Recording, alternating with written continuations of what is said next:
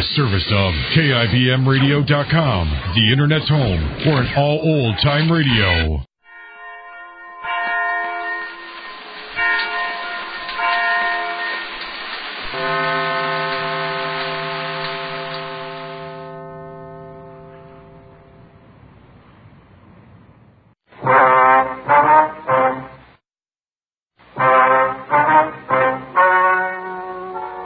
Ladies and gentlemen, the story you are about to hear is true. The names have been changed to protect the innocent. Dragnet.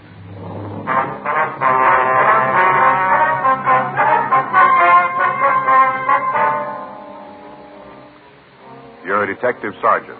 You're assigned to homicide detail. You get a call to investigate unknown trouble. The caller gives no indication of what's wrong. Your job, check it out. It was Saturday, July 18th. It was warm in Los Angeles. We were working the day watch out of homicide detail. My partner's Frank Smith. The boss is Captain Lorman. My name's Friday. We were on our way back from questioning a suspect, and it was 10:56 a.m. when I got back to our car. Unit 1K8. Did you get me a pack, too? Yeah, here you are. Thanks. Hey, Joe. Wonder if you'd do me a favor. I just did. I bought you a pack of cigarettes. No, something else. Yeah. I've been thinking about taking a sergeant's exam. See if I can crack it this time. Yeah. I figure I got about 6 months before they're going to hold him again. Gives me plenty of time to get ready. It's a lot of work. You're going to have to really hustle the books, you know. Yeah, I know. I talked to Faye about it last night. Got it all squared away. The in-laws aren't going to come out this year. That's what loused me up last year. It is, huh? Sure, Joe. You know our house. We had army cops all over the place, kids running around screaming. Nobody can study like that. You're going to be able to work out the classes? Well, I'm going to have to. I can sure use the extra money. Faye and me'd like to do some work on the house. About the only way we can do it if I make sergeant. What do you want me to do? Well, I wonder if you kind of help me out along the way. You made it. Tell me what to do and what to watch out for. Well, I'll do what I can for you, but there isn't anybody who can make it for you besides yourself. You know? Yeah, I know that, but as long as you're in my corner, old buddy. I'll be in your corner. Attention all units. You better get there. Yeah. All units. At 5291 La Miranda Street. Investigate unknown trouble. That's at 5291 La Miranda Street. Investigate unknown trouble. Car 11F93, take the call. Code 3, KMA 367. This is Miranda now, isn't it here? Yeah, 6100 block. We must just pass the place. I didn't see anything, did you? Me either.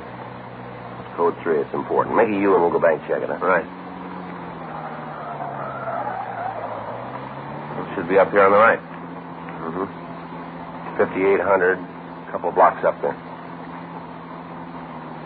Take it easy. You should be in here. Yeah. It doesn't look like there's any trouble. Think this is it? You want to pull up? Yeah. At the back of the court. 5291. There's nothing going on. Yeah. Well, maybe I better verify that address, huh? Yeah. 1K80 to Control 1. Control 1 to 1K80. Go ahead. Would you repeat the address on the call to La Miranda Street? Stand by 1K80. See anything? No. Well, it's probably some kids having a time. Yeah. Control 1 to 1K80. That address is 5291 La Miranda. 5291 La Miranda. Roger, Control 1. 1K80, code 6 at that address. KMA 367. Well, this is it. We better check it out, huh?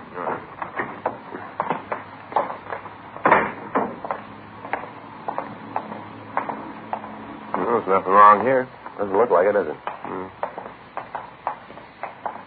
There's somebody back there, Joe. See him at the window? Get down, Frank. How about it? I don't know. One thing's sure. Yeah. They didn't send for us.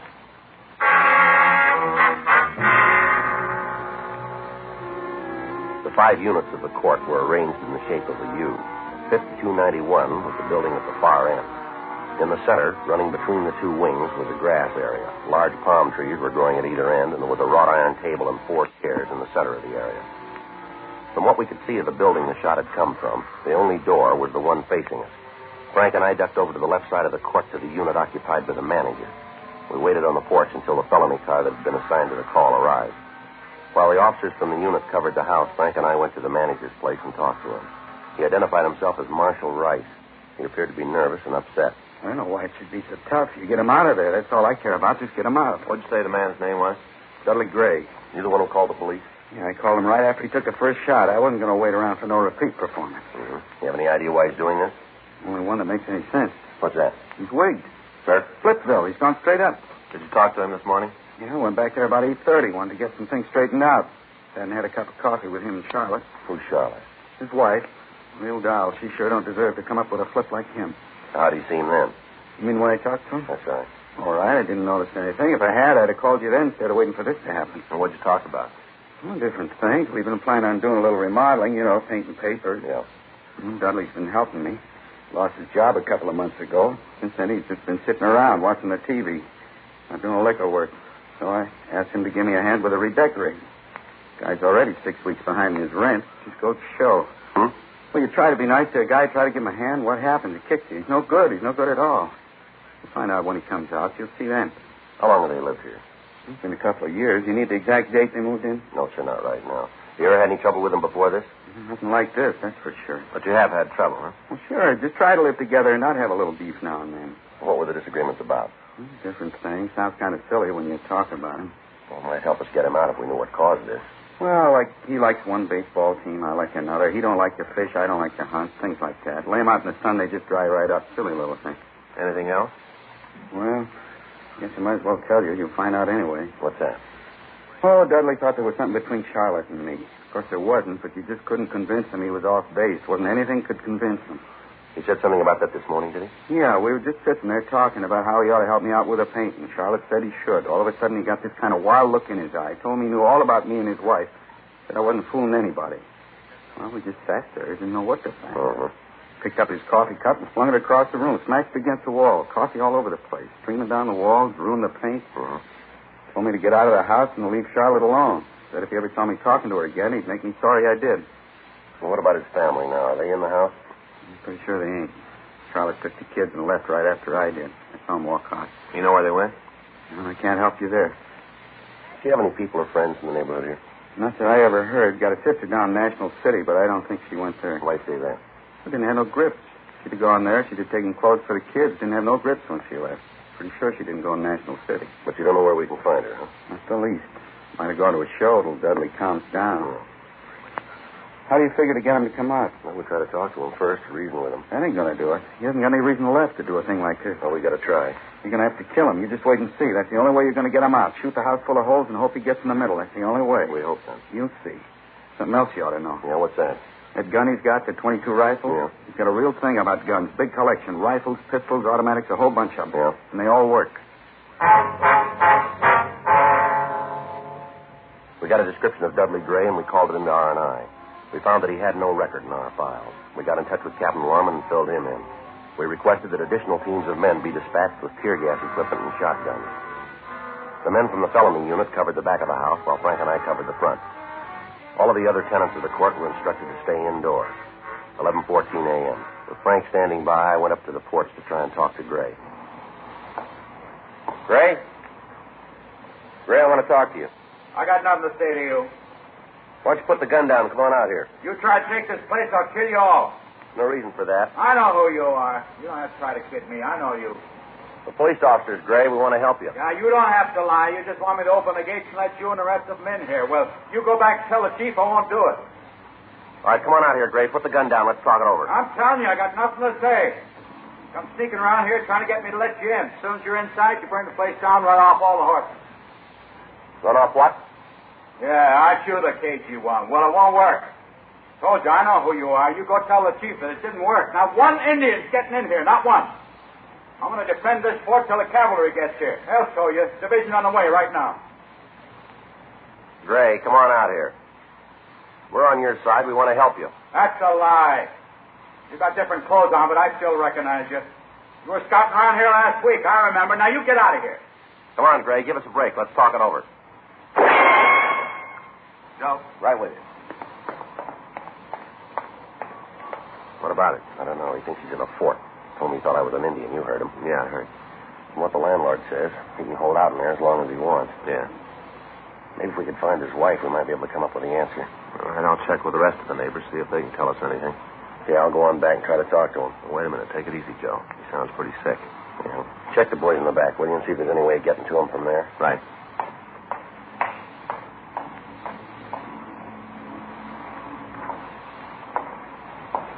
I see you out there. I see you. Now, don't try anything. I'm ready for you. Sure you are, Gray. We couldn't put anything over on you. You bet you can. I'm too smart for you. How long do you think it'll be before the cavalry gets here, Gray? We'll ride in a couple of days. Left Tucson day before yesterday. Should be here day after tomorrow. Sure going to fix up the Indians then, won't you, Gray? Yeah, gonna make them sorry they ever tried this. Gray, how about letting us fight on your side? We'd sure like to be with you. You mean that? Sure, we'd like to be with a smart fellow like you. Not kidding. No. How can I know if I can trust you? Well, you can. I couldn't do anything that'd hurt you. No, I suppose not. Okay, come on in. I can use somebody to watch if the Indians start using fire arrows. Come on in.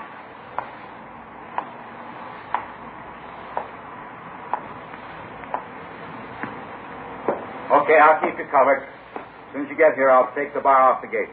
All right. Now, hurry up. Them Indians see you. They'll be all in here. Want to open the gate? Wait till you get a little closer. Can't take any chances.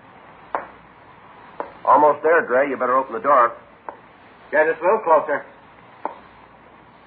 Thought you gonna fool me. Well, it didn't work, did it? Didn't work. You found out. Didn't work.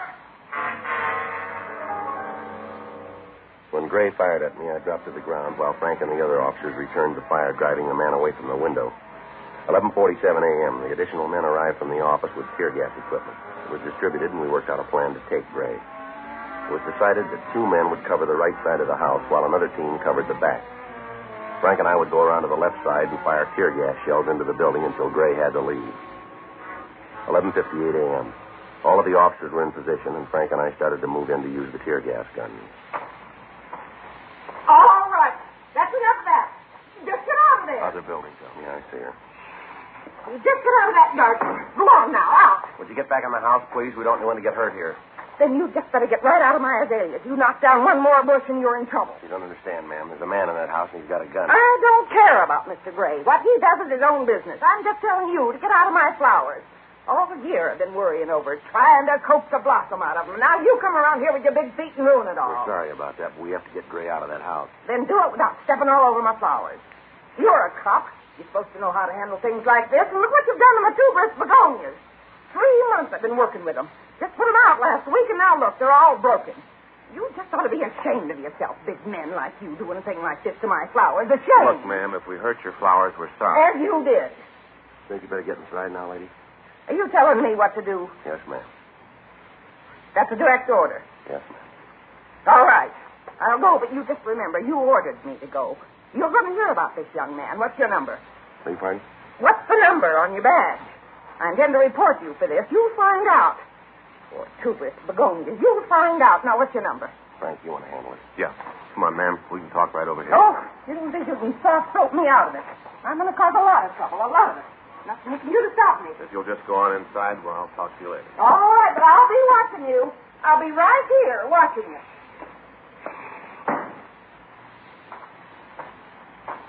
Well, there's one for you. Yeah. Well, let's get on this. Right. Think we'll need the mask? Well, we shouldn't out here. How's it look out front? It's all right. Glendo and LaMonica are out there. Yeah.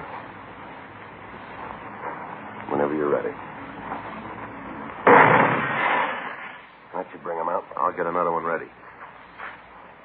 Better hold it up. Here comes McCready. Right. Hey, hold it up, Joe. What do you got, Jack? Just found out. Yeah? Gray's wife and kids are in there with him.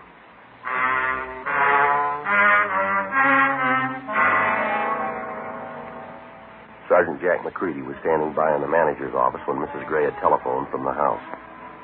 With the possibility that innocent people might be hit, we were unable to fire into the home. We met with Captain Warman and discussed the methods we could use to get the woman and children out of the place. We worked out a plan. It would depend entirely on being able to talk to Mrs. Gray and explain what we were trying to do. Frank and I went to the manager's place and put in a call to the house. How about it? Just starting to ring. Figure it'll work? I don't know. The only way we can make it go is to talk to the woman, explain the setup to her. Did you get in touch with the office about the doctor? Yeah. They're sending a psychiatrist out. He might be able to talk to Gray. I hope so. Anything? No. Looks like we're in trouble. Yeah. She won't answer the phone.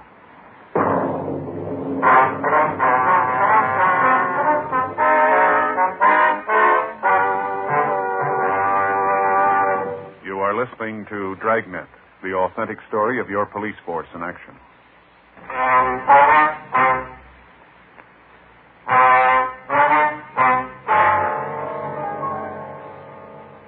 Without being able to talk to the woman, there was little chance that the plan for getting her and the children out of the house would work. 1:14 p.m. A large crowd of people had gathered on the street in front of the court. Additional policemen from Metro Division had to be called in to control them. From time to time, Dudley Gray would scream something at the bystanders and fire into the crowd. So far, we'd been able to keep the curious citizens back far enough so that none of them were hurt, but it was only a matter of time before our luck ran out. Meanwhile, we were still faced with the problem of first getting the wife and children out of the house before we could attempt to take the man himself. 1:29 p.m. While Frank and Sergeant Jack McCready went around to the back of the house to ascertain the possibility of removing the family from that side, I again attempted to talk to Gray. Gray? Gray? Come on, Gray, we want to talk to you. I thought I killed you, Indian. Come on, Gray. We're police officers. We're trying to help you if you'll give us a chance. You expect me to believe that? The truth.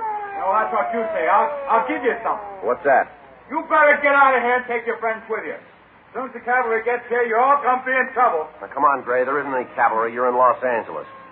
You're sick, Gray. We want to help you if you'll give us a chance. I don't need nothing from you. What about your wife and kids? You going to have them hurt? They're all right. Nothing's going to get to them. They're all right. They aren't going to stay that way with you shooting that gun. Well, you let me worry about it. They're my family. No concern of yours. They're mine. And you're going to have them killed, are you? Well, that's a lie. Why do you think I'm doing all this? It's for them, so they can get out of here.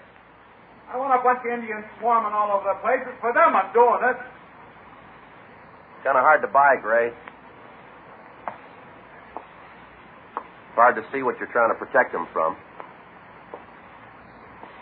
What do you think you are to tell me that? Don't you think I know what's going on? All the time sitting in here looking at you people trying to take things away from me. You don't think I know what's going on, huh? Well, you just save your breath. Save everything. I know what's right. I know it, and I'm doing it. Tell you what, we'll make a deal with you, Gray. What kind of deal can you make? Let your wife and kids come out and let us take care of them. Give us a chance to prove that we're on your side. You can't catch me with that one again. You tried once before, and it didn't work, remember? You tried once before. We didn't cause you any trouble. I don't believe anything you say. Might as well save your breath. All you Indians are tricky. You're not fooling me. What about all the people out there in the street? Well, what about them? You want to hurt them, too? Be real honest with you. What you got coming, but I'll be honest. All right. I don't much care. They're dumb enough to get caught in the middle of an Indian war. It's their tough luck. You've come close to shooting a couple of them, you know. Now tell them to go back to their homes. Leave the fighting to the men. Come on, Gray. Let's get together and talk things over out here. What do you say? Nothing doing. You get me out of the fort and you'll try something. I'm not falling for that. What? And what are you trying to do? I don't know what you're talking about, Gray. Don't try that with me. You're trying to break into the back of the place. Well, it won't work. I'll take care of you all. Joe, get out of there. All right. How about it? We're getting the gas equipment ready now. Yeah. We got his family out.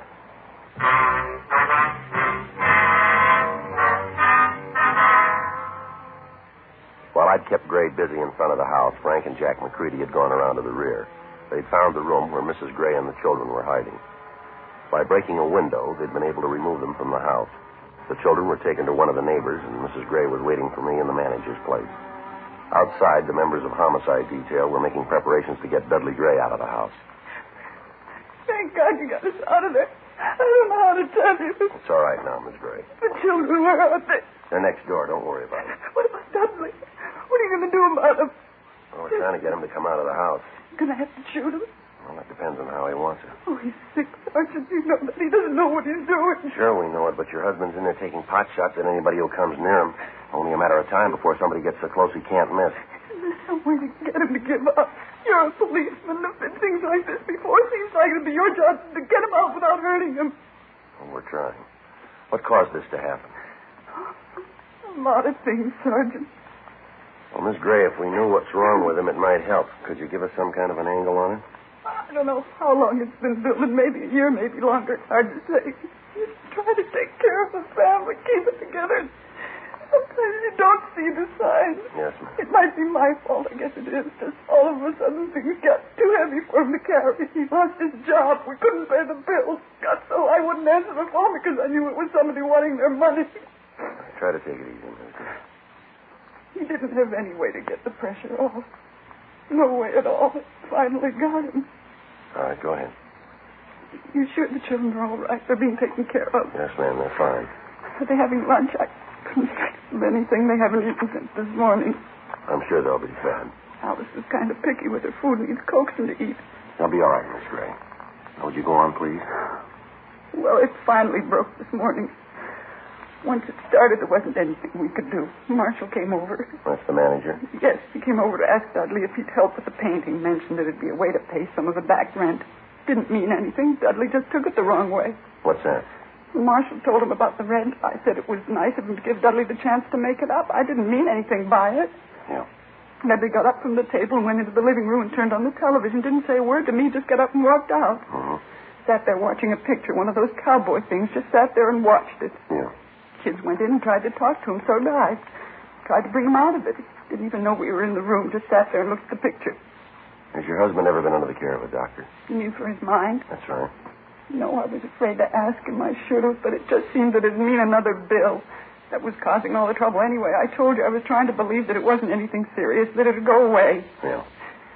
It's been better to have the bill. Anyway,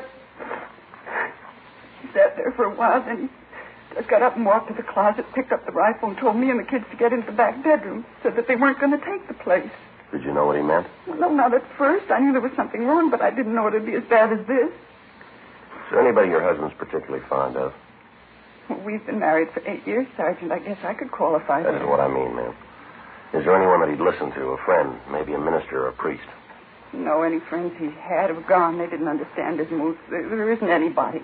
All right, Miss Gray. Joe, see you, man. Yeah. Excuse me. Yes. Yeah. We ran out of time. Huh? Gray just shot a cop. The officer was not seriously wounded. He was removed to Georgia Street Receiving Hospital for treatment. People in the adjoining units were evacuated. The streets were cleared as much as possible, and the men were in position to move in. Frank, Jack McCready, and I were opposite the front door of the house. From Mrs. Gray, we learned that her husband had several hundred rounds of ammunition for the rifle that he was using. In addition to this, he had several handguns and ample shells for them. She told us that the other guns were located in the closet in the rear of the place. It was decided to pour tear gas into the back windows and try to keep Gray away from the other guns. Frank was armed with a sawed-off shotgun loaded with double-arc butts. McCready had a .45 caliber machine gun. The officers were in position and the signal was given. There go the gas guns. Yeah. They should be coming out pretty quick. Hope we can take them without killing them. We'll try. Gas is starting to come through the front windows. Go in. I quit. All right, throw the gun out, Gray. Throw the gun out. I won't do it. Come on, throw that gun out. Leave it alone. Leave it alone. He's down. Come on. You still got the gun. Is he dead? No. You better get an ambulance. I'll take care of it. Is he dead? Did you kill him? No, ma'am. Oh, Dudley. I should have known. I should have seen. He's going to be all right, Mrs. Gray. The doctor's on the way. He's sick. He didn't know what he was doing. That's all. He didn't know what he was doing. Yes, ma'am. He knows we love him. That's all that counts. We love him and want to take care of him. He didn't think anybody cared for him. That's what was wrong. He just didn't know. Yes, ma'am. Maybe when he gets well, you know everybody wasn't against him. You know people care. Don't you think that's all that's wrong? I wouldn't know, ma'am, but he took the hard way to find out.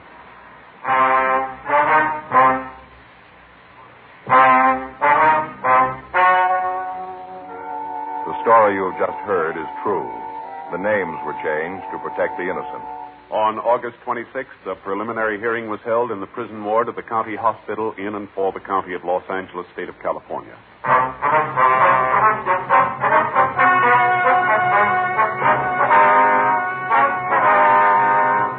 Dudley Peter Gray was held to answer charges of assault with intent to commit murder.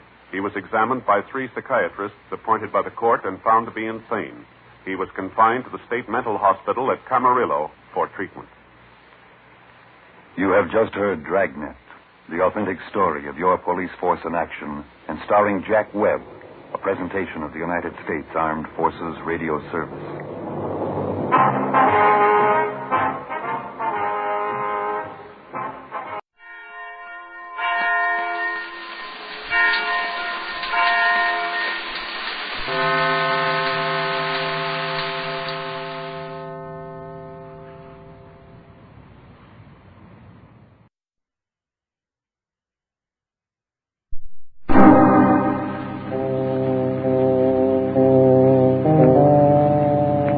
My name's Regan. I get 10 a day in expenses from a detective bureau run by a guy named Anthony J. Lyon. They call me the Lion's Eye. With Jack Webb as Jeff Regan, the Lion's Eye, stand by for hard-boiled action and mystery and thrilling adventure in tonight's story of The Gambler and His Lady.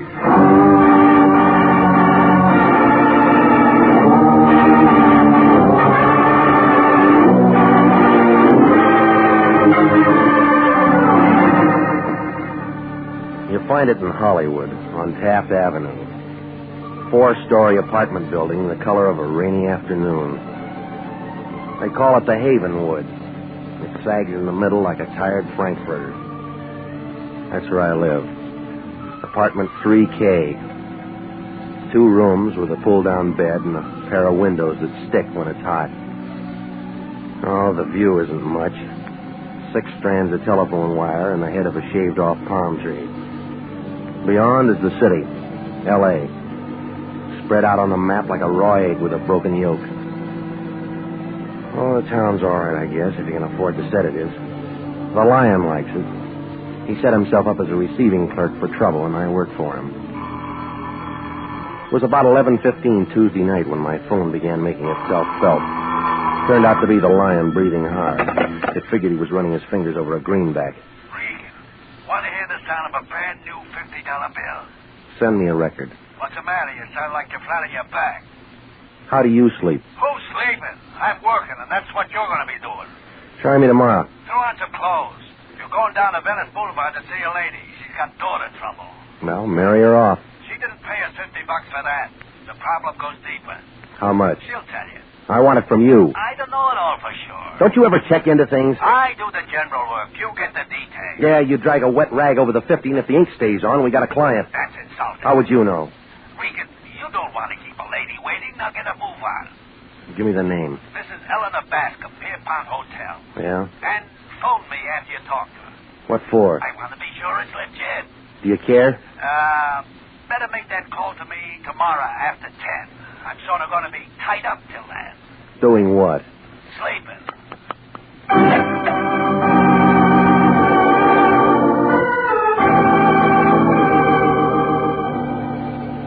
Well, I put on some clothes, picked up my car, and moved out to Venice Boulevard. The good humor men were all gone, and I had the street to myself. 20 minutes later, I came to a stop beside a garbage can near San Pedro. Behind it stood the Pierpont Hotel, a 2-deck pile of wood left over from the sinking of the Spanish Armada. There was a black and dirty white sign outside, said rooms 50 cents, weekly and monthly rates. The names Eleanor and Georgia Bascom showed in the mailbox and gave a room 210. I climbed a flight of stairs and walked down a hall that looked like a passageway in a pyramid. It was dark, and it took my cigarette lighter to turn up the numbers. 210 finally showed, and I rapped on the door. A bush of black and gray hair pulled it open. It was wearing a red kimono and an impatient look, like a tax collector in January. She was pushing 50 and looked tired. Yes? I'm Regan, international detective. Oh, yes, Lion's Eye. I've been waiting for you. Come in. I'm Mrs. Bascom. Eleanor or Georgia? Georgia's my daughter. I want to apologize for getting you out here this time of night, Mr. Regan, but it's urgent. The Lion said that the girl's the problem, huh? Yes. How old is she? 22. Who's the man? How'd you know there was a man? Well, what other kind of trouble would she go after? She's a good girl, Mr. Regan. She always has been. Until now, huh? That's what I want to know. Now, she's old enough to call her place. That's not the advice I'm paying for. Where'd you get the 50? It took a lot of saving. All right, give me his name.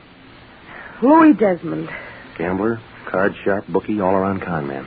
He's got a card room out toward Gardena someplace, the Five Aces Club. What did your daughter see in him? Oh, it's this place. The way we have to live. She's tired of having nothing. I've tried, but she's looking for a change. And taking a wrong turn. I'm not sure yet. Yeah, other girls have it real tough. They go to work. Well, we had a little trouble in the family once. It shows up if someone starts looking. When can I talk to Georgia? Well, you'll have to work that out yourself, Mr. Regan. What does that mean? She put some clothes in a suitcase and left earlier this evening. That's why I had to call you so suddenly. Mm-hmm. Where'd she go? Louis is a real bum, Mr. Regan. You talk like you know him. We've met. I want to know just what's going on. If Louis is forcing her into anything crooked. She force easy? A fur coat makes a young girl do a lot of things. Yeah. Oh, here's a picture of her. You may need it. Mm-hmm. It's not very good, but the only one I've got. I'll make it work. Well, that's about all, Mr. Regan. Get in touch with me as soon as you get something. Okay. Oh, Mr. Regan. Yeah. As you can tell, I'm the kind of person who sometimes gets hysterical over things, but I'm also the kind who demands results. You sound like a radio commercial.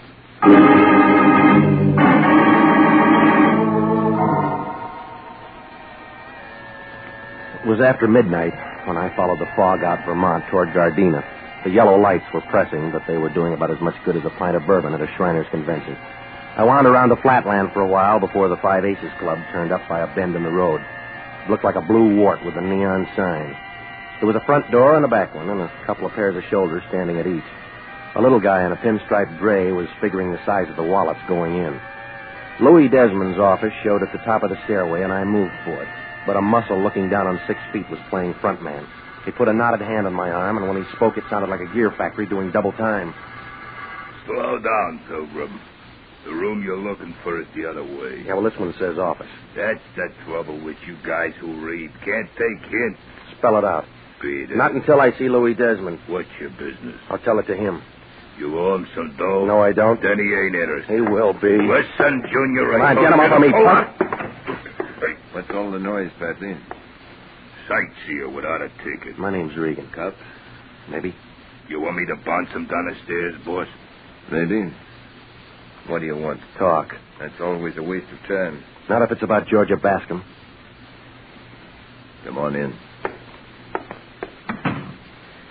Never saw you around here before, Regan. No, I can't afford it. Oh, don't say that. Some people go out of here with more than they come in with. Yeah, you. Guess you're right at that.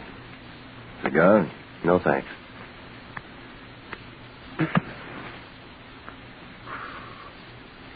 Well, what about Georgia, Regan?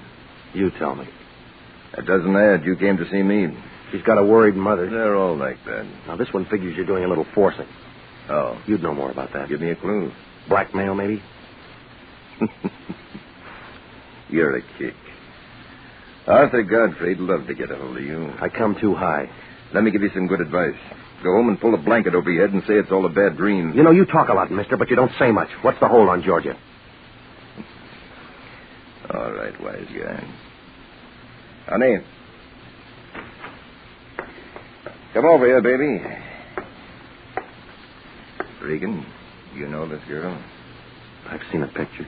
Georgia, this is a peeper named Regan. He come to rescue you. But what for, Mr. Regan? $50. My mother gave you that to come and take me back? Something like that. Well, I can't go. Why not? Well... Go ahead. Show him, baby. Look, Regan. 3 carats. With a wedding band to match. On what dice table did you pick those up? Stop the noise, Regan. Congratulate the lady. Not on a bad mistake. Listen, Shamus. Oh, never mind him, Louis. He doesn't matter. When did the furs come? Louis said soon. Tell Mama we're married and not to worry. We're going away for a few days. Ensenada for some gambling and fishing. You won't enjoy it. Sure I will. You'll be in L.A.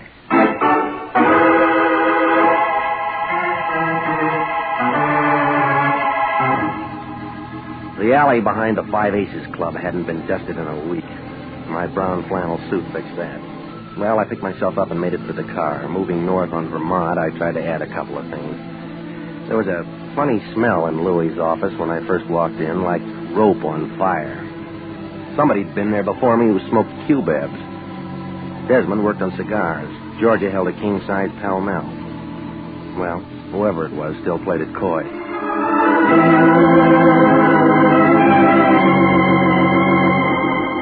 About 1 o'clock, I started raising a small campaign with the Lion's door knocker. His dream must have been a real good one because it took him 10 minutes to get to the door. He was wearing a nightgown, and he looked like a poor imitation of the Fisk tire ad. All that was missing was the candle. Regan, I told you not to bother me until after 10 a.m. It's no bother. Get out of here, let a man sleep. Your dreams will be bad. What do you mean? You just lost a client. What's the matter? The money phony? Georgia Bascom married Desmond. There's nothing I can do about it. Well, think of something. Say you married her first. You're out of your mind. So it's a bad idea. Get a good one. Yeah, I already have. What is it? You give Mrs. Bascom her case back. Well, you can't do that. Try me. Think a minute, Regan. She's come to us for help. A lonely woman with no place to turn entrusts her trouble to international. You got that 50 spent? It's not the money. It's the moral obligation. Oh, stop it, will you? You don't give blood anymore since you found out somebody'd pay for it. You're getting on a line. You're the only guy in town who can turn a shaving cut into a bankroll. That's enough. Well, let's do it this way. You go over to Mrs. Bascom and give her the lowdown. Let her decide if she wants you to carry on or not.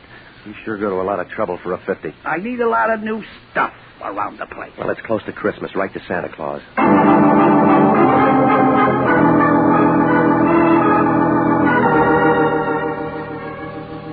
Well, I left the Lion looking for a fountain pen, and I drove out to Venice Boulevard in the Pierpont Hotel. The place still looked the same. A black Nash was parked up the block, the motor going. A couple of cats were doing a duet on a garbage can. I climbed the stairs to the second floor, and I started down the hall for 210, walking real easy to keep the boards from creaking, but somebody else didn't care about the noise. There was a gun with a silencer working in Mrs. Bascom's room. I pushed the door in, but by then all I could hear was silence. The light showed an open window by the fire escape, and the wind was blowing the curtains. Mrs. Bascom lay face down on the bed, real still, and the holes in her blanket were turning wet. The Lion really lost a client that time.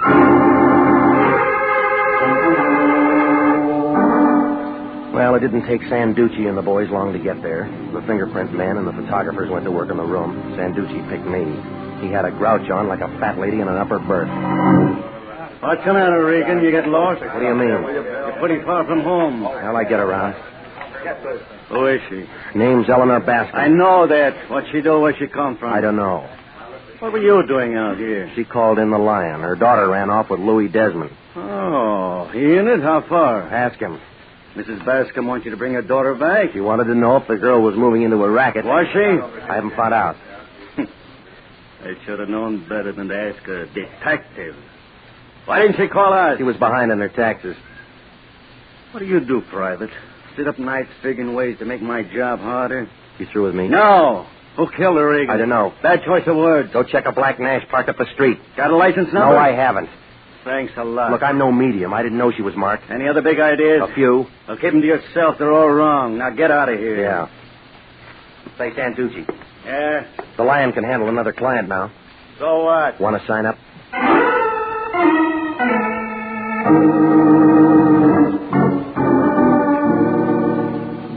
Well, I went home and slept. Coffee and warmed-over biscuits at the drugstore took care of breakfast the next morning. Then I checked the phone book.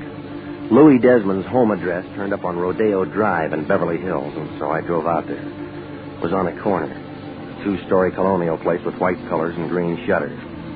The doorbell sounded like a second chorus of the Hollywood Bowl. The Japanese maid let me in, and I waited in the anteroom. That's when I caught that peculiar smell again. Somebody had just been there who smoked those Q-Beb cigarettes.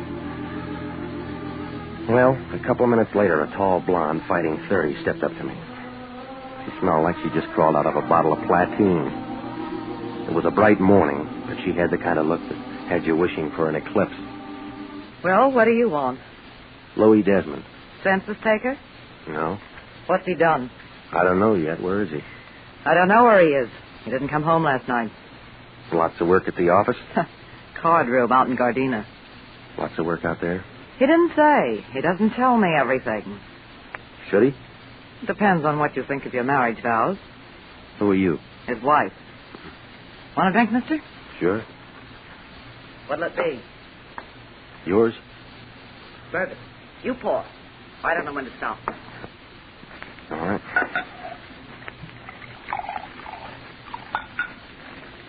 Here you go. To marriage. It's a mess. Cigarette? Never touch him. Interferes with my drinking. Who smokes the Q-Beb? Is that what that stuff is? Yeah. The little guy walked in here looking for Louie and smelled up the place. Hiya, Stella. Oh, hello, Patsy. Just in time for a drink. Company? Yeah. What's your name, fella? He knows. You earn hard, don't you, Regan? What's going on? He's an eye. So what? So he gets a bounce. He's my friend. Beat it, Seamus, or I'll split you. Stay right where you are. This is my house, and I'll entertain who I want. With the boss's liquor? I've got some rights. Well, figure out what they are and try 'em on the boss. I don't like you, Patsy. Beat it, Peeper. Get your paws off of me. Come on, get him off. Stop it, Patsy. Stop it, I said.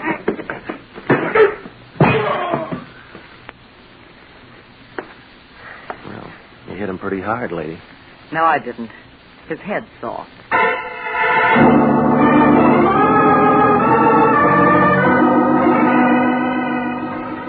Well, I left her picking up pieces of glass, and I drove back toward Hollywood. I was moving east on Sunset, trying to make some sense out of Desmond's domestic life, when I spotted that black sedan again. It was doing a real bad tag job on me. I pushed the pedal closer to the floor, but the sedan had better gas. It caught me going around a bend past Beverly Glen and started pushing me. So it was a great place for a boulevard stop, but none showed. All it did was a reflection in my rearview mirror of the driver in the black sedan. It was feminine, and the voice spelled out Georgia Bascom. That's when she moved in for a closer look.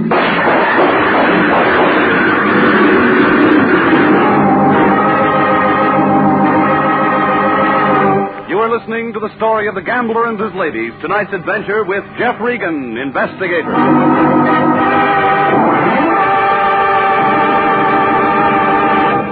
Listen, this is good news. Good news for you if you're between the ages of 20 and 26 and a half, married or single, a high school graduate, and want to fly for the United States Air Force. Yes, the Air Force Aviation Cadet Program is offering you the opportunity to become a pilot officer in the mightiest Air Force in history. You can be one of the Air Force's men of renown. And there's more offered than the pride you feel in being a member of America's flying team. For after your 52 weeks of training, you'll graduate as a second lieutenant in the Air Force with an income of more than $300 per month. Remember, the Air Force offers you what it offered General Jimmy Doolittle, General Carl Spaatz, and General Hoyt Vandenberg, now at 42, the Air Force Chief of Staff. Call at your local Army and Air Force recruiting station tomorrow.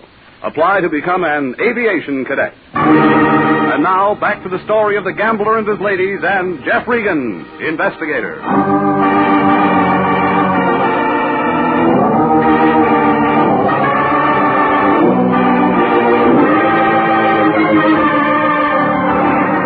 Well, things were moving as fast as the last reel in a Western movie.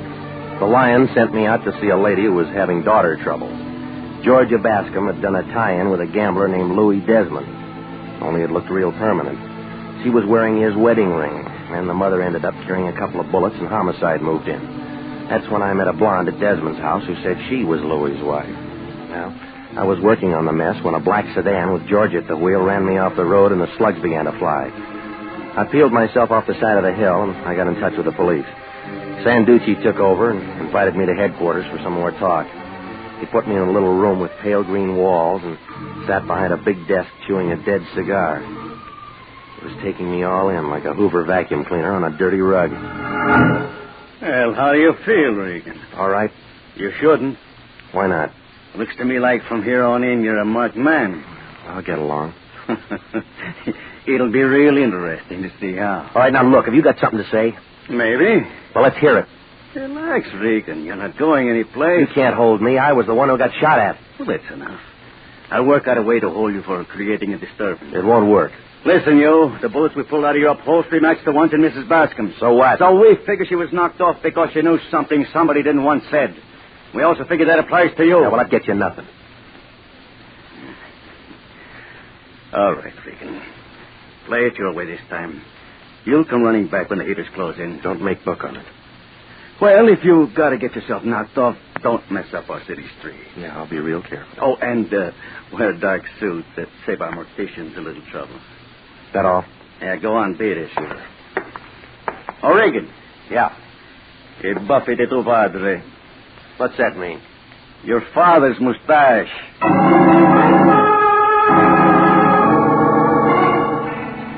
Well, it was late afternoon by the time I walked out of headquarters. The sun was still working, but it was cold. The cab driver, with a lot of conversation, drove me to my place over on Taft. When I opened my front door, I smelled it again, those cubebs. A small face was sitting on my sofa, sucking on them. It belonged to a guy who had to stand on a box to see over a fox terrier.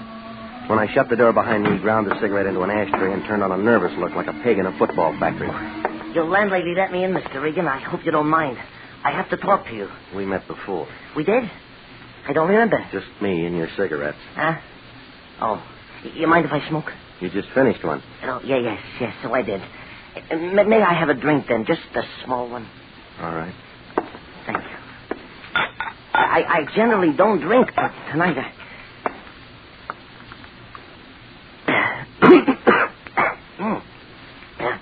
Thank you. Now, I barely know where to begin. Well, you better figure it out. You haven't got much time. Yes. Well... Start with a name. Is that necessary? Yeah, it is. Loper, Max Loper. I'm a businessman. What kind? What kind? Furrier. Yeah, I'm a furrier, Mr. Regan. All sorts of furs, ermines, nice.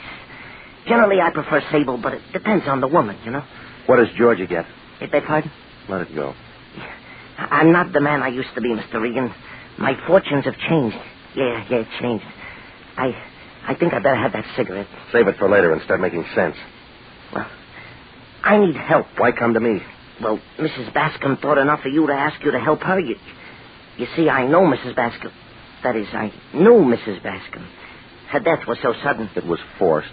Yeah, so the papers say. But, Mr. Regan, I want you to know I didn't do it. Who said you did? Well, nobody yet. But I didn't do it. Look, why tell me? There's nobody else I can tell. Try the police. No, that's what I can't do. I want you to prove to them that I wouldn't do a thing like that. Loper, what's your tie-in with Desmond? Desmond? What? There is no tie-in. You were at his card room. I smelled your cigarettes there. You got nothing, I guess, and you went to his house. Mr. Regan, that's got nothing to do with it. I think different. But you're wrong, all wrong. Convince me. I didn't do the murder. That's what I want you to tell the police. Who did? I don't know. Well, now I think you do. Come on. Who killed George's mother? It was her stepmother who was killed. Give me some more. Oh, you got me all confused. I guess coming to you for help was a bad idea. Something was. I'll find somebody else who doesn't ask so many questions. I better go. No, not yet, little man. You got too many answers. Take your hands off me. Mr. Regan, I never used one of these, but the theory is simple. Just pull the trigger. If you can find it. Don't urge me. Open the door. Go on. Sure. Now step away. See you later, Mr. Regan. Hey, look. He made it to the staircase, and then the noise came. A couple of bullets flew up the spiral and caught him in the chest. He stopped in midair for a second like a yo-yo on a string, and then he toppled over and rolled down. By the time I got to him, he was all used up.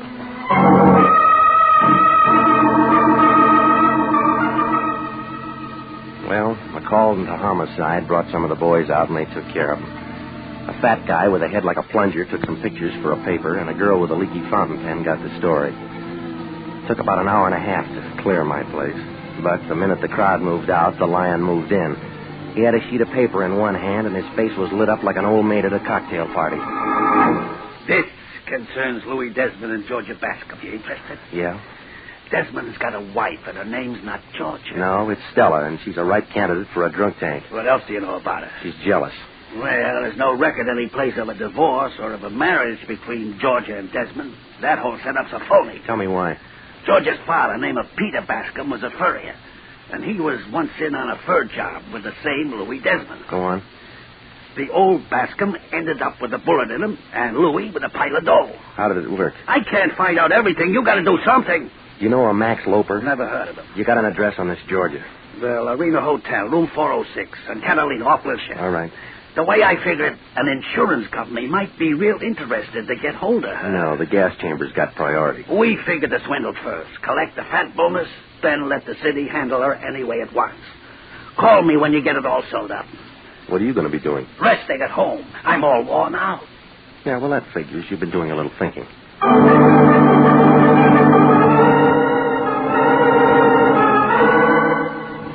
The Lorena Hotel, 6 stories of plush carpet and gold paint.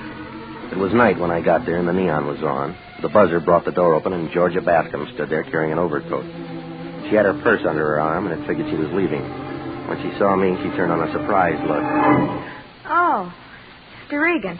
Moving out? Just a little errand. It'll keep. Shut the door. Now, see here. Well, that's a lot of nerve. Don't let it bother you. There are bigger things. Like what? A fur job you and Louie are working on. What are you talking about? And a little murder. Throw your purse on the sofa. I will not. Come on, lady. It's getting heavy. Now open the closet door. Come on. There. I hope you're satisfied. I'm not much on fashions. Read them to me. 3 ermine, 3 sable. 10,000 apiece. More. Max loafers. Yeah. Well, you can't wear them on. You got a friend? I don't need one. All right, sis. What is it? Nothing. That's your version.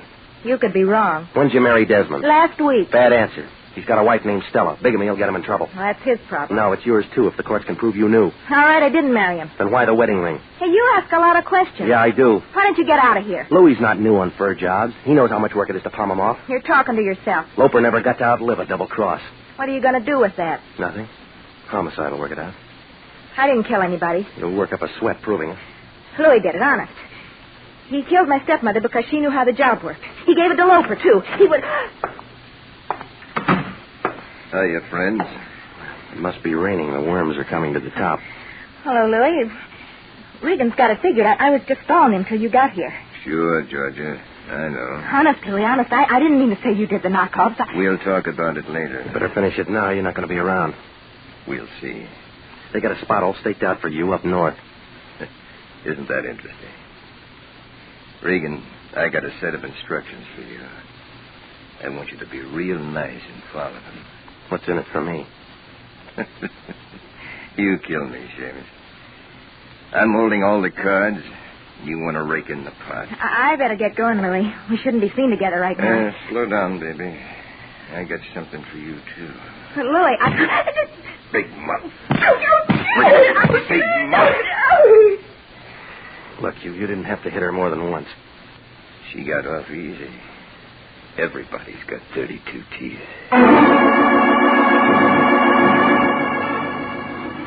Desmond moved us out of the apartment and down the hall. Georgia was beginning to sob, but Desmond wasn't impressed. He held the gun under his coat and walked behind us careful, like an elephant on the crate of eggs. The button brought the elevator, and the 3 of us went in, and then it started down.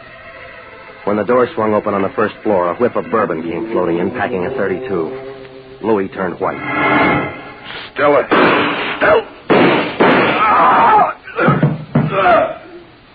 I told him if he kept messing around, he was going to have trouble at home. You want to give me the gun? No. What's your name, girlie? Georgia. Were you in love with Louis? I don't know. Well, go find out. You want it now, Regan? It's empty. You know, lady, you fixed nothing. What do you mean? Where you're going, you'll all be together again.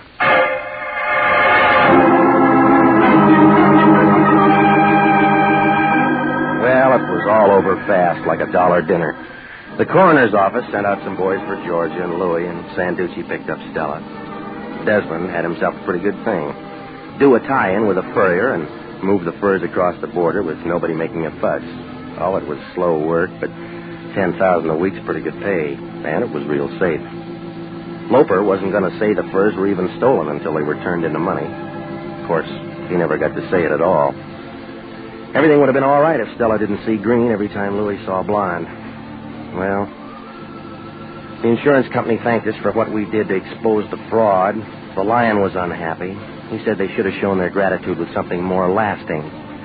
They gave it to him, a 1949 pocket calendar.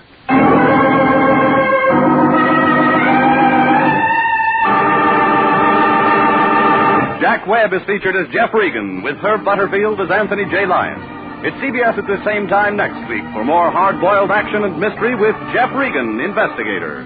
Written by Larry Roman, produced by Sterling Tracy. Included in tonight's cast were Mary Lansing, Marvin Miller, Pat McGeehan, Lorette Philbrandt, Jack Petruzzi, Yvonne Patey, and Sidney Miller. Original music for this program is by Milton Charles. Bob Stevenson speaking. This is CBS, the Columbia Broadcasting System.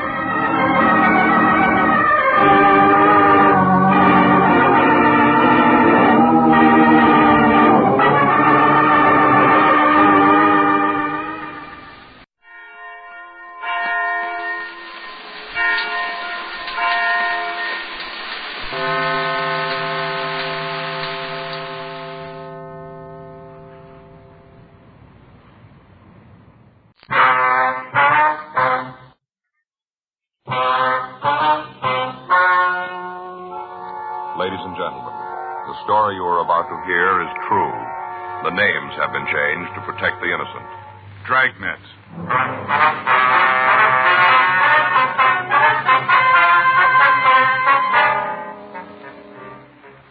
You're a detective sergeant. You're assigned a robbery detail. A hold-up man has been hitting the banks in your city. After 2 months of following down leads, you get a possible identification. Your job? Check it out. It was Thursday, July 25th. It was warm in Los Angeles. We were working the day watch out a robbery detail. My partner's Frank Smith. The boss is Chief of Detectives Thad Brown. My name's Friday. We were on our way out from the office, and it was 10:42 a.m. when we got to 896 Duane Street. Front door. I'll get it again. Guess there's nobody home. Yeah. You see in that window? No, can't see anybody moving around in there. Let's try the back. All right. On this way. Uh-huh.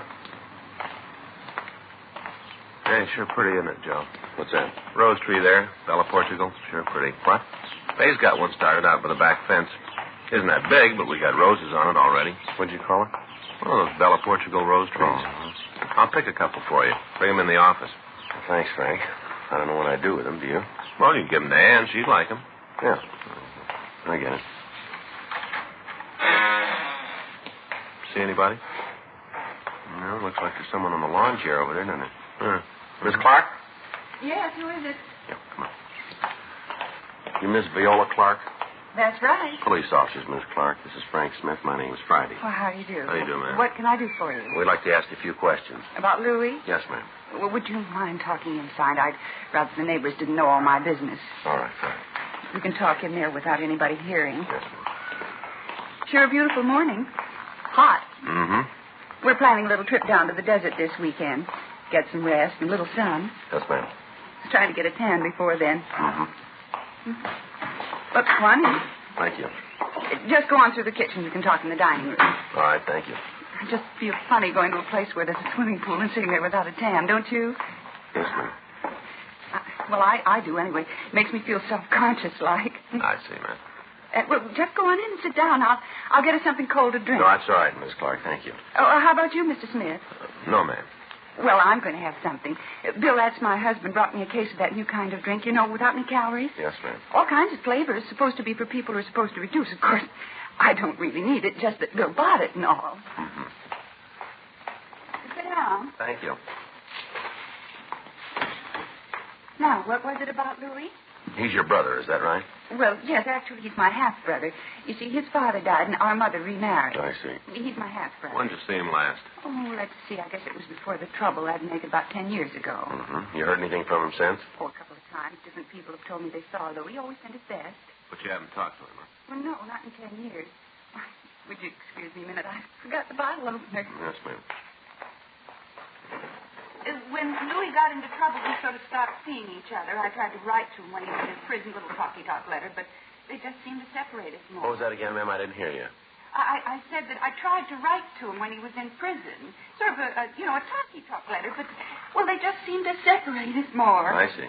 Did you see him when he was in prison? Oh, no, it was during the war, and I was pretty busy with other things. Uh-huh. Bill, my husband, was overseas, and I was writing to him, sending him little things. Just never seemed to get around to seeing Louis. I thought about it, but just never quite seemed to get to it. It's a new flavor. Pineapple papaya. Kind of tangy. You sure you don't want any? No, thank you. Oh, that's good. I've got some little crackers, low calorie. Would you like some of them? No, ma'am, thank you. Well, when Louis got out of jail, I heard he went back east, Salt Lake, I think. Got a job with a paint store back there. Mm-hmm. Did pretty good. Something happened, though. He quit or got fired or something. Anyway, he came out here again. Do you have any idea where your brother might be staying? No. Last I heard, it was in some furnished room down on Pico. Would you have the address? I'm afraid not. Do you have any idea where we might be able to get it? Not the least. Uh-huh. What's he done this time?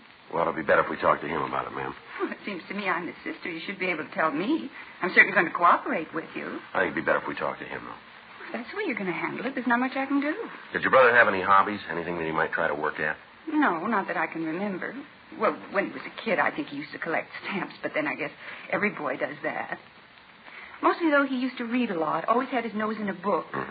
Had a big collection of those books you could buy in the 5 and dime. You know, the little thick ones. Yeah, I think I know what you mean. I guess he had just about every one that was ever published. There was a big thing with the kids in the neighborhood. Well, Louis had about 100, all different stories. He built a case for them out in the garage out of apple boxes. I remember that, out in the garage. Yes, ma'am. Had a library going, little cards and everything. Charged the kids 2 cents to read the book. Real going business. Oh, he was a funny kid. Always trying to figure out how to get somebody else to do the work for him. He'd say that if he had his way, he'd get what he wanted without really working for it. Wonder if being in jail made him change. If he still feels like that. What's that? That he can live the easy way. He's still trying.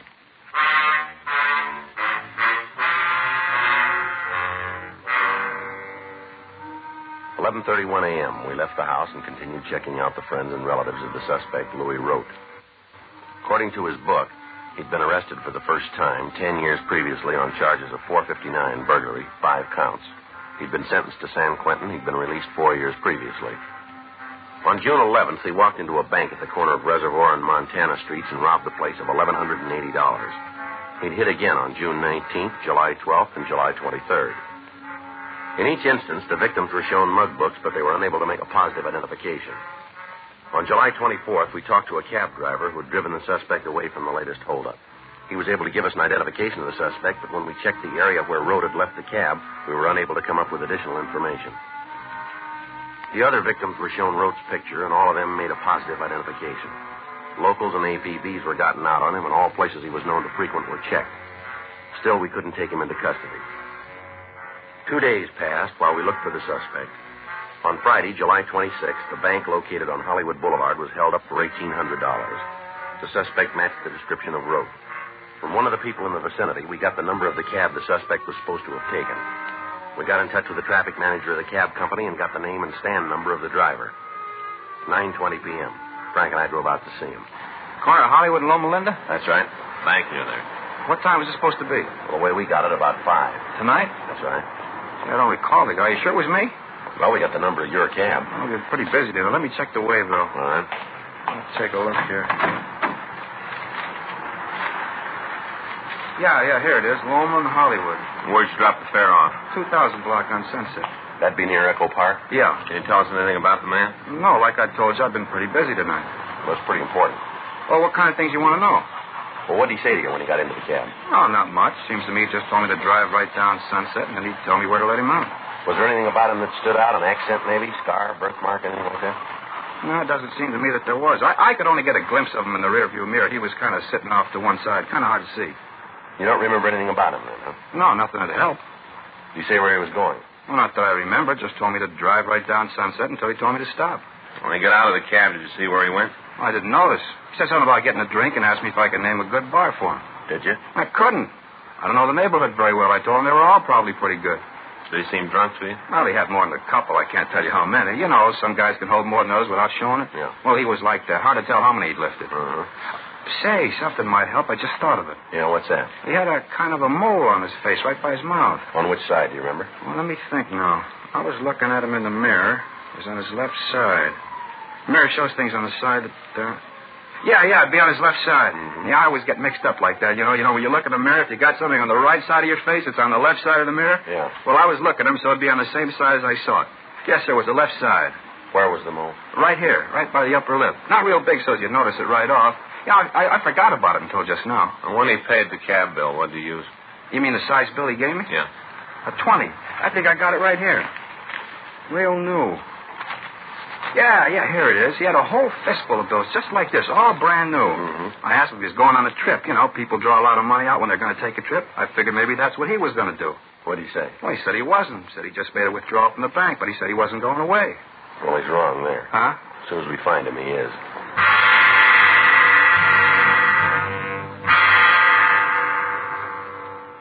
The cab driver identified Rote's mug shot, and at 10:08 p.m., Frank and I drove over to the 2000 block on Sunset Boulevard. We checked at several bars, but we were unable to find the suspect. One of the bartenders said he thought that a man answering Rote's description might have been in, but he couldn't be sure. In each of the places, we left our card, and we asked the owner or the bartender to notify us if the suspect should come in. 12:26 a.m., Frank and I checked back into the office. You want to check the book? I'll sign us out. All right. Anything? Yeah. We got a message here from Faye. Yeah? She wants you to stop by the drugstore and pick up a refill prescription for the baby. Oh, it says she's already called him. You just have to pick it up. Oh. Well, that blows the coffee. Well, I ought to get home anyway. I'd like to get a good night's sleep. All right. See you in the morning, old buddy. All right. You going to have breakfast at home? I don't know. Tell you, was up half the night with the kids. Might be better if I'd let her sleep. Well, why don't you meet me at that dairy place? Good deal. About 7, huh? That'll be fine with me. All right. Go on ahead. I'll get the lights. Sir? No, hold on. I'll get it. Robbery, Friday. Yes, sir? No, sir. We're the ones. How long ago was that? I see. Right away. What do you got? Bar out on Sunset. Yeah? Suspect's there now, tearing the place up.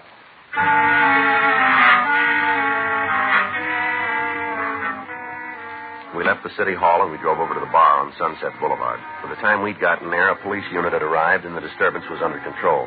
The suspect had left the scene and a broadcast was put out to all cars in the area carrying his description and the description of the clothing he was wearing. When we walked into the bartender was sitting at one of the tables in the back of the place holding a stake to his left eye. The place itself was a mess. Bar stools were scattered over the floor. Tables were upended. The back bar was smashed, and the mirror that ran along the length of the bar itself was broken. Frank and I checked with the officers from the unit, and then we went back to talk to the bartender.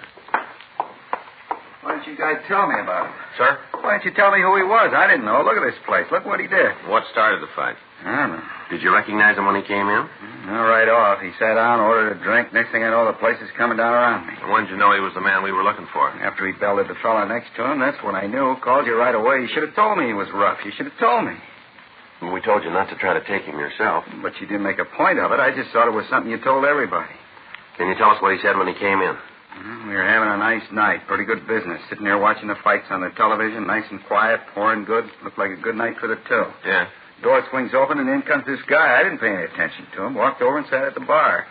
Right there in the middle. Sat at the bar. Mm-hmm. Ordered a highball. He had a couple. I should have known right then. Had been in this business any time at all. You should be able to spot the ones that are likely to cause trouble. What did he ask for in the drink? Bourbon and ginger. I mixed it, collected for it, and then went back to watching the fight. I had a little bet on it. Always take the white corner with one of the regulars. You know, a couple of bucks. Mm-hmm. I'm standing there watching the fight. All of a sudden, there's one going on in the room. This new guy and the fellow next to him. Going at it hot and heavy. All right, go on. This do any good, you know? What's that?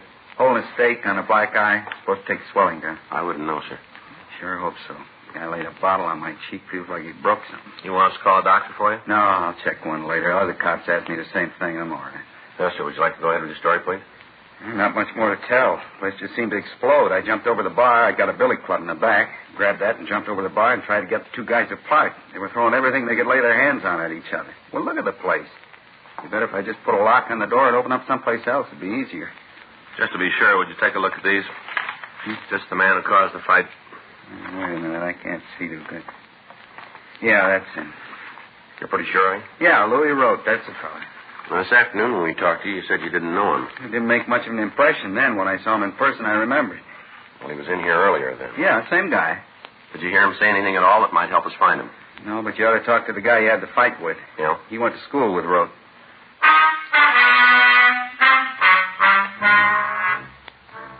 We got the name of the man the suspect had the fight with. We drove over to his home and talked to him. He explained that he'd been enrolled in a night class with Rote. He went on to say that they'd met at school when both of them were studying criminology at one of the colleges in the area. We got what information we could about Rote, and then Frank and I went back to the office. We tried to contact the school, but we were not able to reach anyone who could check the registration records for us. The next morning, we called the head registrar and asked her to check the records in the college night extension courses for a Louis Rote. 30 minutes later, she called back with the suspect's address. Frank and I left the office and drove out to the place, a 2-story boarding house out on Adams Boulevard. Rote had moved, but he'd left a forwarding address. We drove over there and found that he was still registered. We got the number of the room, we went upstairs. Frank stood on one side of the door while I took the other. Just a minute.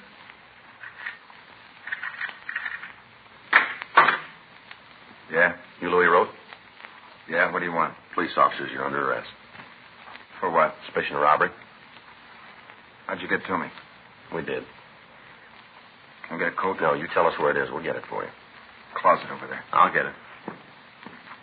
There's a bottle of aspirin in the pocket there. Make sure you don't drop it. hangover I got, I'm going to need something. Yeah. Don't think I ever had a headache like this one. Terrible. Well, you better get used to it. Huh? They're going to get worse.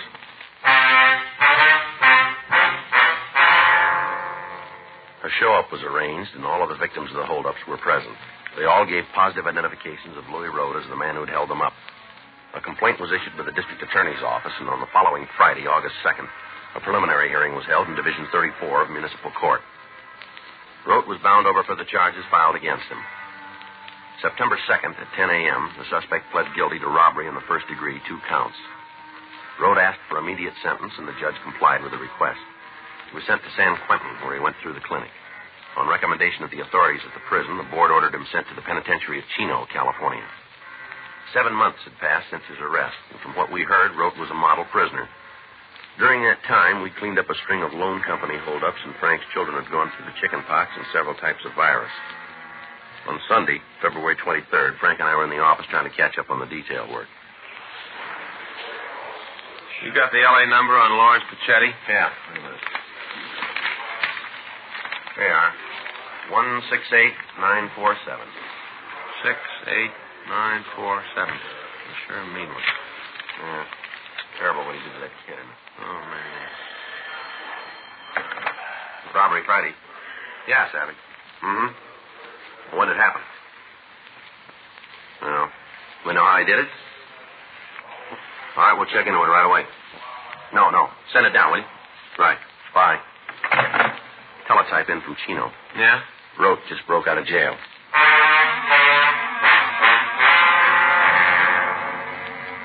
An immediate watch was put out on all the places Rote was known to frequent. All officers in the field were supplied with descriptions and pictures of the suspect. From the story as we got it from the prison officials, we were able to piece together the method of Rote's escape. Several months before he'd started on the bank robberies, he'd gotten work as a day laborer up at Chino. He'd managed to bury a gun and several $100s in a watertight container in the prison grounds. On his arrival at the prison, he'd waited for the right moment, and then he dug up the weapon and the money and made a break. He picked Sunday, a day when the prison grounds were crowded with visitors.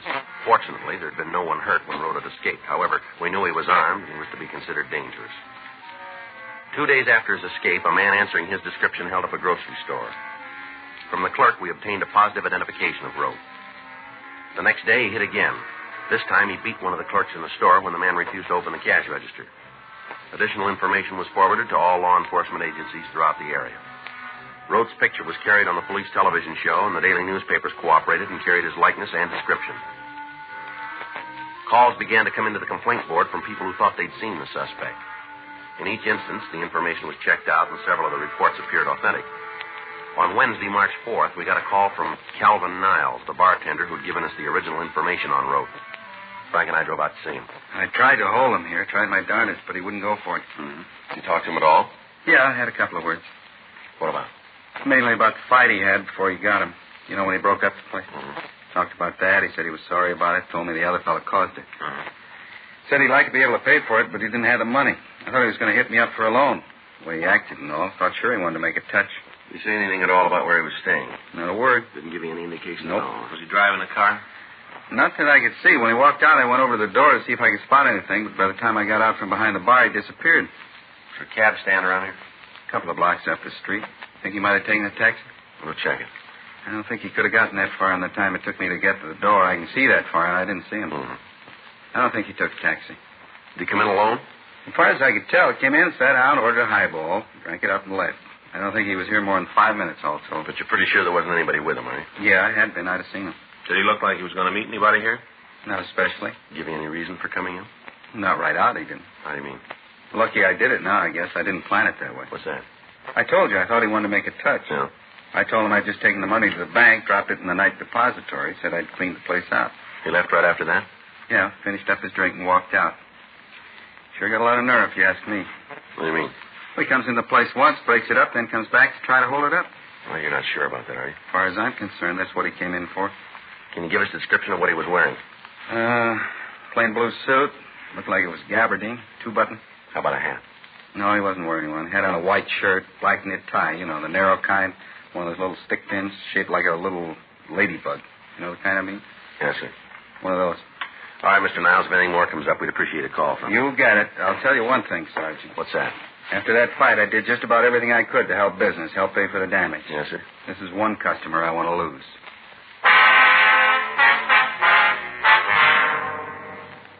For the next 2 days, the search for the suspect went on. Roaming houses where he might have been staying were checked. Friends and relatives were interrogated. Al Gayton down in San Diego was notified, and he alerted the authorities at the border in the event Rote tried to escape into Mexico. In the meantime, a rolling stakeout was set up in the area where the thief had been hitting. 2 more days passed without activity. On Monday, March 9th, Frank and I were in Unit 1K80, cruising on West Pico. Sure is a quiet night. Yeah. Be glad when it's over. I'll get home and hit the sack. How you coming with the books? Huh? Oh, you mean for the sergeant exam? Yeah. Oh, pretty good. All units, attention, all units. A 211 has just occurred at the grocery store at the corner of Pico Boulevard and Ottawa Street. Unit 1R13 handled the call, code 3. Better hit it. Yeah. Attention, all units. A 211 has just occurred at the grocery store at the corner of Pico Boulevard and Ottawa Street. Unit 1R13 handled the call, code 3. 1K80 to Control 1. Control 1 to 1K80, go ahead. Code 6 at Pico Boulevard and Ottawa Street. Control 1 to 1K80, roger, KMA 367. Attention all units. Attention all units. Be on the lookout for the following described suspect wanted in connection with 211 at grocery store at Pico Boulevard and Ottawa Street. Suspect described as WMA, 40 or 50 years. 5 feet 8 and 1/2, 150 to 155, medium build, gray hair. Suspect was wearing a dark blue suit, no hat, white shirt, black tie, and black shoes. Suspect has a mole on the left side of his face, just above the mouth. He is carrying a large blue steel revolver, Western type. Suspect believed to be driving a 1952 Chrysler sedan, dark in color, license number unknown. Vehicle has a damaged left rear fender. Use caution. Suspect is considered dangerous. KMA 367. Sounds like Rote, doesn't it? Yeah. Hang on.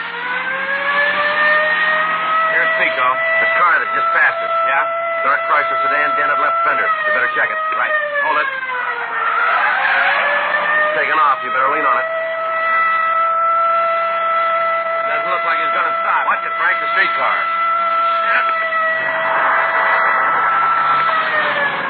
It's a close one. As long as they don't come any closer, huh? You see him? Yeah, up ahead. You going to try a shot at him? No, we can't. There's too many people around. We're pulling up. All right, hold it steady. Pull over, police officers. He doesn't act like he hears you. Throw it all right.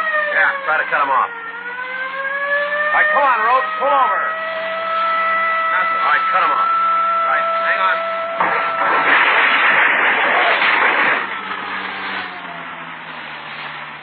Come on, pull up. Let's go. He really plowed into that lamppost. Yeah. All right, come on, out of the car. All right. Getting out. Getting out. See, I've got my hands up in the air. Doing like you. All right, come on, move it. There. Come on, put your hands in the car here. Yeah. Lean on it. I'll shake it. Yeah. Here's the gun, Joe. All right. Come on, Ruff. Get your hands behind you. Yeah. All right, let's go. About my car. We'll take care of it. You're not going to just leave it there, are you? I wouldn't worry about it. Huh? You're not going to be driving it for a while.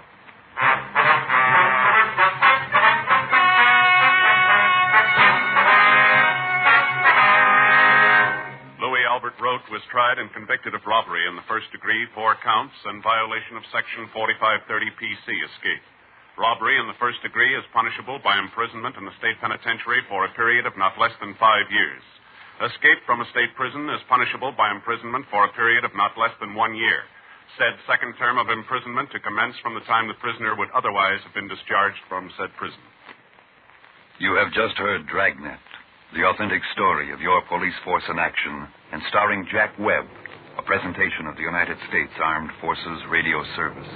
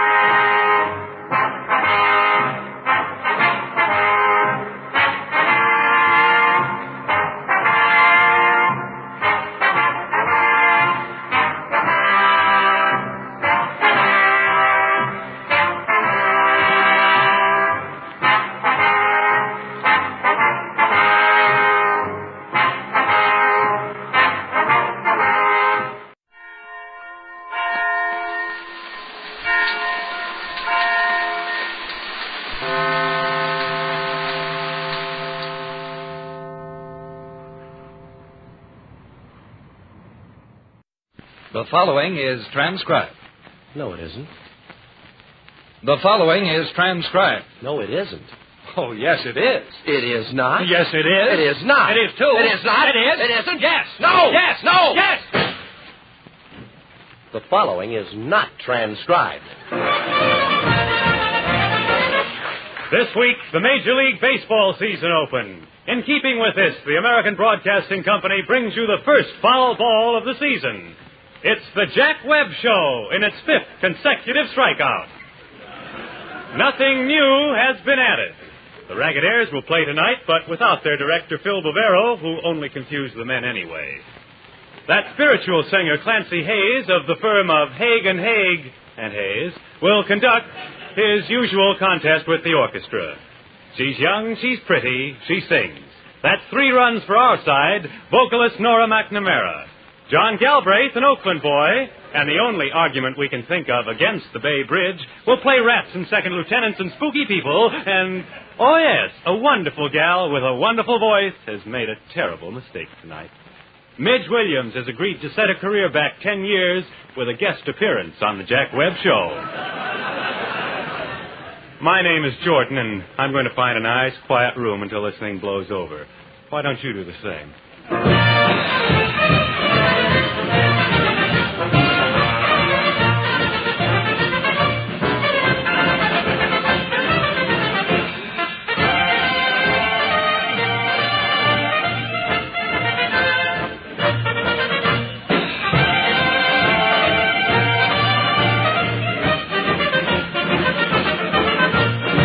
Good evening, ladies and gentlemen. How are all our listeners out there?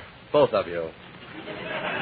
John Galbraith, put your glasses on so you can find the microphone and come on over here, will you? Oh, Jack, my, boy, that's certainly a healthy crop of freckles you picked up in the San Francisco sunshine. What do you mean, freckles? Those are the holes in the microphone. Put them on, will you? Yeah. Hey, but of course, how stupid of me, Jack. Your head doesn't say ABC on it, does it? Neither do yours, John. Don't we have a grand studio audience here tonight, John? Do you know who these boys are? Who are the girls? Finally got those... Oh, you finally got those glasses on, huh, John? Well, these men are 200 Army patients from Letterman General Hospital here in San Francisco. And most of them have only been in this country 4 days. Some of them 1 day. Jack, who are the girls? I think we ought to have some ruffles and flourishes for the generals here tonight. Who are the girls? Welcome home, generals.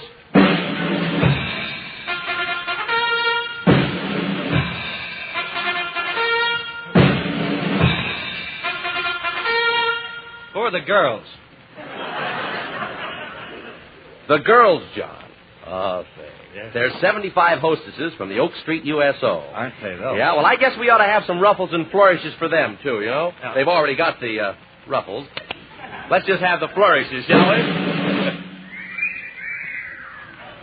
That is the first time that those guys have ever gotten together since we went on the air. I don't...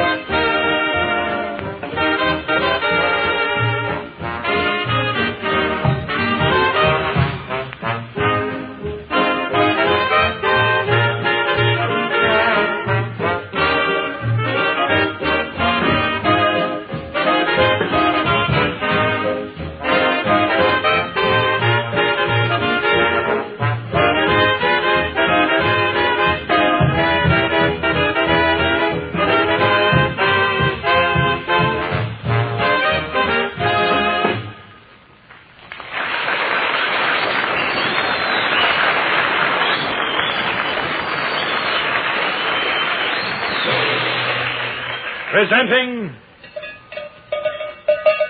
A page torn from the private files of Slim Slade, Western band leader.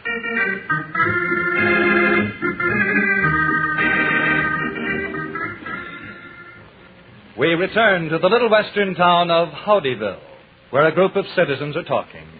Howdyville Nobody quite knows how it got its name. Howdy. Slim Slade, just a poor old cowpoke out on the plains of Howdyville. Hey, Slim, what you doing outside? Oh, just poking around the cows. Well, come on over here. Got a letter for you with a city writing on it. Letter with city writing. Didn't know nobody I knowed could write. Don't make no difference, though. I can't read. Well, you don't have to, Slim. I done read it. Oh, what do it say? Oh, it don't say nothing, Slim. It's just a letter. Well, I don't mean talk say. I mean read say. Well, why don't you talk, say what you mean say? Yeah. It's from your brother. Oh, that's Slick. That's right. Signed Slick Slade. Wait a minute. Wait just a minute. I'm going to get the boys. Hey, Weasel, Fox, and Snake. Sounds like a zoo, don't it? Come on over here, boys. Hey, anybody seen Enchilada Gomez? See, Slade, I'm over here taking a little fiesta. That's siesta. See.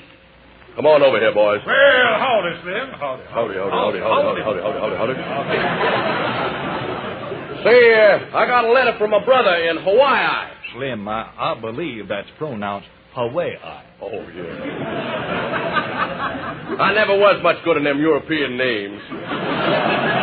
Well, go ahead, Weasel. Here's the letter. Yeah, Weasel, what do it say? Why, don't say nothing, Slim. It's just a letter. Well, I don't mean talk say. I mean read say. Why don't you talk say what you mean say? It's from your brother. Daggone, I know that. Well, the letter says... I thought you... Quiet, Slim. Dear friend brother, I'm making lots of money. I never knowed when I left Fort Worth there was so doggone much money in the world. I'm making lots of money. Doggone, brother. Doggone, brother. Money's one thing I got plenty of. Like Ma said, money can't buy friends. But who wants friends when you got this much money? Doggone, brother, sure must have struck it rich. Doggone, brother, I sure struck it rich. I'm making plenty of money. I got myself a Western band, and we play Western music. That's a novelty. And we're all making lots of money over here in Hawaii. We call the Western band Slick Slade and his Hilo Monsters. That is all for now on account of I have run out of gold paper which I write on, and besides, my 24-carat diamond pen point done busted. Your friend, your brother, Slick. P.S. I sure am making lots of money. Brother Slick is right. We're going to do the same thing. We're all going to organize a Western band. Good idea, Slim. See, Slade, I think we better do it banana. That's manana. See. Come on, saddle up, boys. We're going to ride to New York. I'm going to write the tunes on the way. All right, boys, come on, move in. We're going to rehearse a spell. Now, here's a tune I read. Music and notes by me. It's called, this will kill you, When It's Apple Blossom Time in Fort Worth. Oh, that's awful pretty, Slim. Yeah, ain't it? Mm-hmm. Now, let's play it through once. You ready on the drums, Enchilada? I want plenty of drums in this. All right, you ready, boys? Here we go. Play it just like she was wrote. Everybody set? Hey, Slim, what's all these little black spots all over this paper? I was wondering about that, too, Slim. Seems to me you could have got clean paper.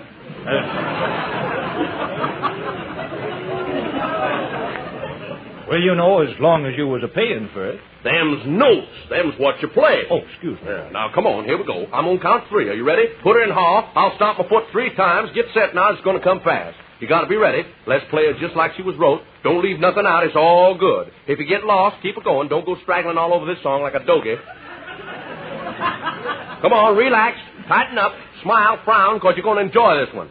Steady in the saddle. I'm a-counting. 1, 2. Hold it, boys. I better tell you. We're going to start this number on 3. You got that, boys, or you want to write it down? Here we go. 1, 2. Hold it. I guess I better announce our name just like we're going to do it uptown. Present Slim Slade and his makes you want to dance when they're playing a hoedown and just sit down and cry when they're playing a sad one. Western Band. You think that name's too long? Well, all right, here we go. Real down-to-earth music right out of the dirt. Put her in half. Well, let's go. 1, 2, hit it. No, I forgot I was supposed to say the number 3.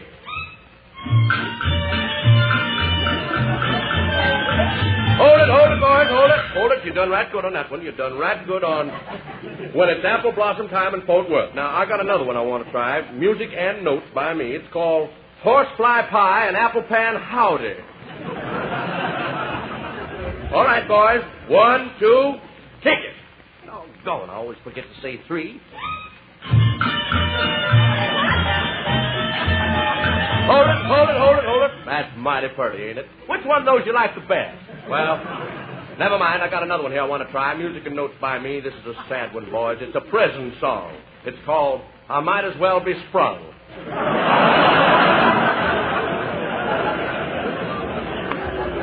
Okay, let's do her. 1, 2, take her. Now, why didn't I say 3? Hold it. Boys, I gotta say you sure are versatile. Them 3 are the prettiest tunes I ever did hear. Now, I think we're all ready to go. But before we do, I got one more tune I'd like to try. Music and notes by me. I call this one Bang, Bang, Bang Went My 6-Gun. That's pretty, ain't it? Kind of nostalgic. All right, boys. 1, 2, play it. Now, what happened to 3?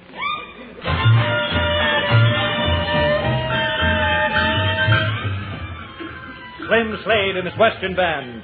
First, it's the Pennsylvania Roof. Then the Wedgwood Room of the Waldorf. Carnegie Hall, millions of phonograph records, radio coast to coast. Yes, Slim Slade and his band had arrived on the musical scene. And then, one day, disaster. Boys, I got sad news. They tied the can to us. We're through. We've been fired plumb out of New York. Oh, what's the trouble, Slim? Well, the manager of that there radio station told me tonight that we wasn't versatile enough. Said all our tunes sounded alike. I don't know how he figured that. We got 47 tunes. All of them got different names. Music and notes by me. Come on, boys, pick up your instruments. Let's play a couple of them numbers and see what that fella's talking about. All right, the Go Down, Hold Down. That's good. Hey, wait a minute. Hold it just a minute. Them drums ain't quite loud enough, Enchilada. A little of that melody sneaked through in one place. Okay, more drums this time, and let's hear the Gila Monster Waltz.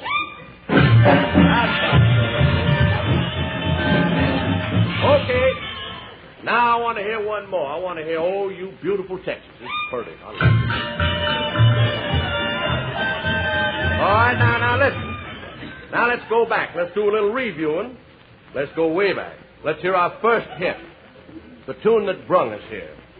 When It's Apple Blossom Time in Fort Worth. Okay,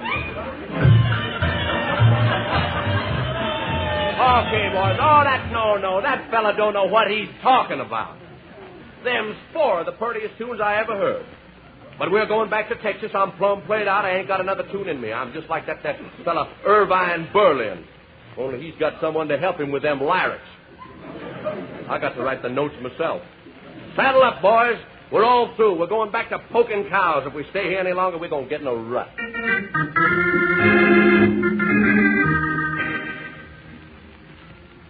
Sure is good being back in Texas, ain't it? Yeah, I don't miss that Pennsylvania roof none. Fella by the name of Benny Goodman done moved in after us. Who's he? Oh, here comes Slim now. Well, howdy, Slim Slade. Howdy.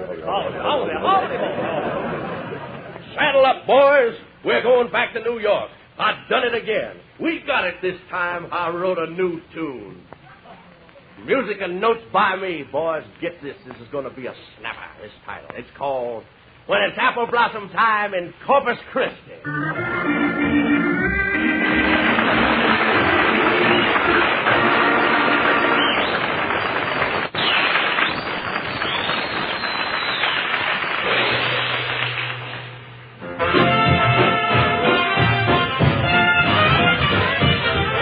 My baby don't care for clothes. My baby don't care for shows. My baby just cares for me. My baby don't care for silks and laces. My baby don't care for high-tone places. My baby don't care for rings and other expensive things. She's sensible as can be. My baby don't care who knows it. My baby just cares for me.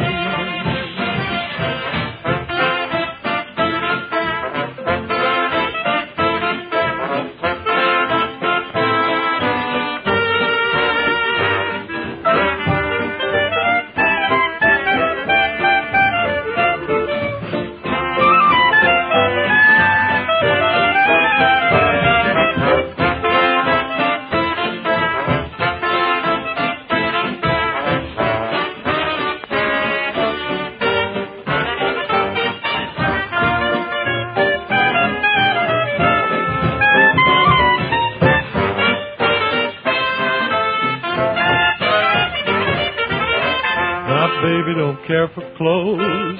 My baby don't care for shows. My baby just cares for me. My baby don't care for silks and laces. My baby don't care for high-tone places. My baby don't care for rings and other expensive things. She's sensible as can be. My baby don't care who knows it. My baby just cares for me.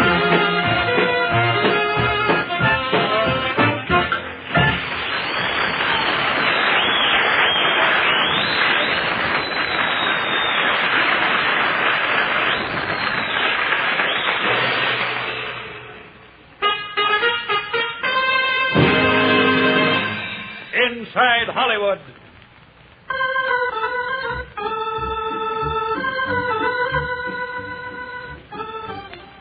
Presenting Hollywood's own beloved, sweet, darling, pretty, vivacious, lovable... Ah, yes. Brunella Carsons. Miss Carsons. Thank you, ugly boy. Good evening, all my friends here in Movie Land. Tonight, instead of my usual dribble...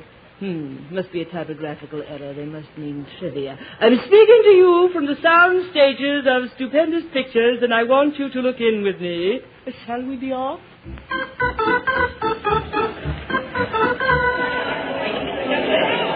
Quiet! Quiet on the set! Quiet! Somebody's still breathing. Where's my assistant director, Rodney Reel? Oh, yes, sir. Did you want me, sir? Reel, you're all wound up. Remember, I'm a busy man directing this picture. Of course, Monty. As far as I'm concerned, Reel, you're just about run out. Now, what did I tell you to call me on the set? You mean what the extras call you? No, not... Oh. You know. Yes. Montague Close-Up Muldoon, Director Supreme of Stupendous Pictures, Incorporated. Well, you can leave off the Incorporated when we're among friends. I'm a busy man. This is no B picture, you know. Have we spent any money lately? We spent $40,000 just 10 minutes ago. I said lately. What'd you spend it for, Reel? A bathing suit for the leading lady. This is no B picture. Give me that checkbook. I'm going to write out a check for another $40,000. Let's get both pieces of that bathing suit. It's indecent.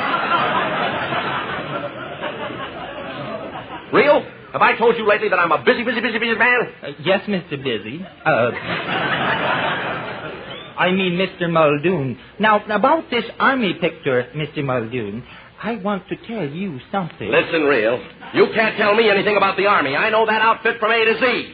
I was a full colonel in this war, and I spent the entire duration in Washington, D.C.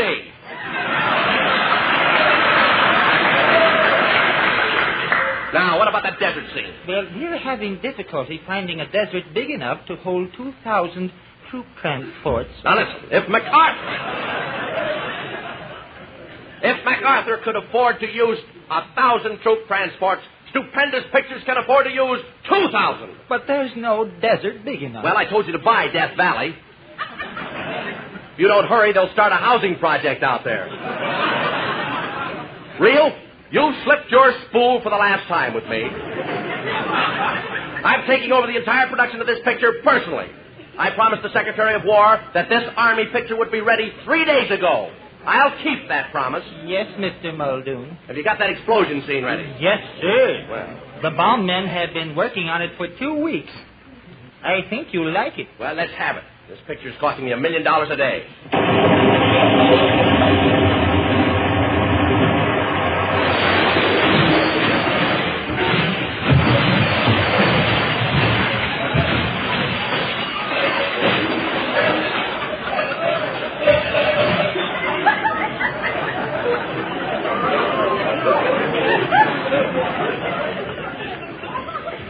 It's not long enough. Do it again. Well, I'm off for the desert. Forgot my checkbook.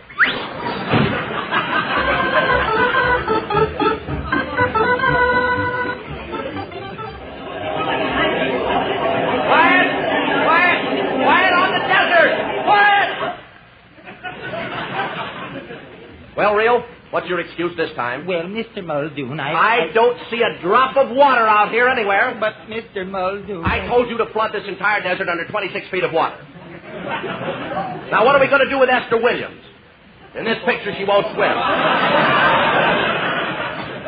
Well, in this picture, she just won't swim. She'll have to ride a camel, that's all. By the way, I don't see those camels anywhere. But, Mr. Muldoon... I suppose you're going to tell me that you forgot. You forgot a little thing like 30,000 camels. Oh. Mr. Muldoon, there is something that this Army picture I've been trying to tell you. Well, Real, you're all mixed up. I know what you mean, though.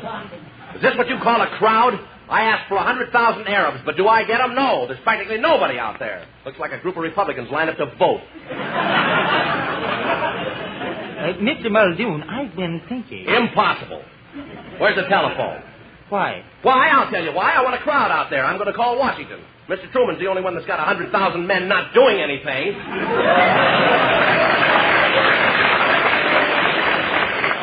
Well, Mr. Muldoon, there's no telephone way out here in the desert. No, who says so? When Muldoon wants a telephone, Muldoon gets a telephone. Why, there's probably one hanging right here on this banana tree. By the way, Real, where are those banana trees? Well, never mind. You got a nickel? Here you are, Mr. Muldoon. 5 cents. Well, this picture's costing us a lot of money. Hello. What number did I dial? Well, how should I know what number I dialed? I'm a busy man. Give me the White House. No, I won't wait. I want the White House. I'm a busy man. Hello, White House? I want to talk to you know who. Is he busy?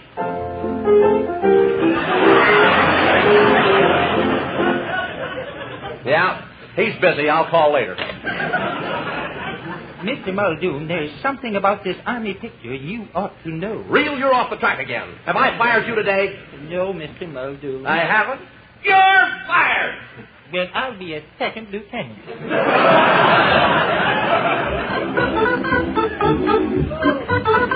All right. Now, places, everybody. Hurry up. It's going to take all day for 300,000 people to get set. You back there, stop blinking your eyes. Now, when I give the signal, all 300,000 of you Arabs run out to that clearing in the desert. Now, the Army planes, wait a minute. Yeah, they're up there circling around. All right. At a signal from me, they'll swoop down and strafe you. They're using real bullets, so be careful. If any of you get mowed down, don't worry. You won't spoil the scene. This is only a rehearsal. Mr. Muldoon, I just came out to tell you the picture is finished. It is?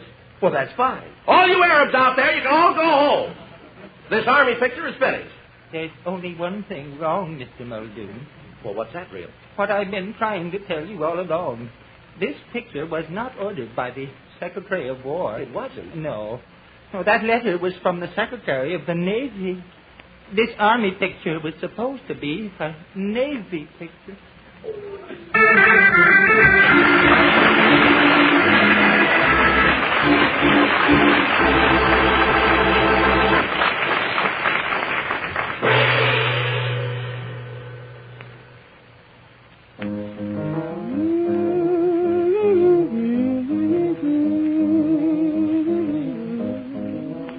It's the blues. It's Midge Williams.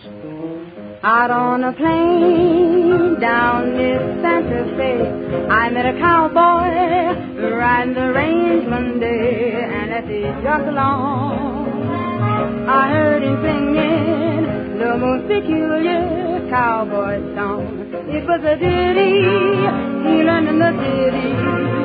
Come to I-I-A, come to yippee-yi-yi, by getting along.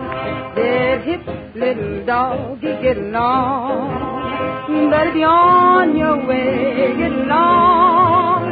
Get hip, little doggy, and he tucked him on down the old fairway, singing his cow-cow boogie in the strangest way. Come to I-I-A, come to yippee-yi-yi, singing his cowboy song.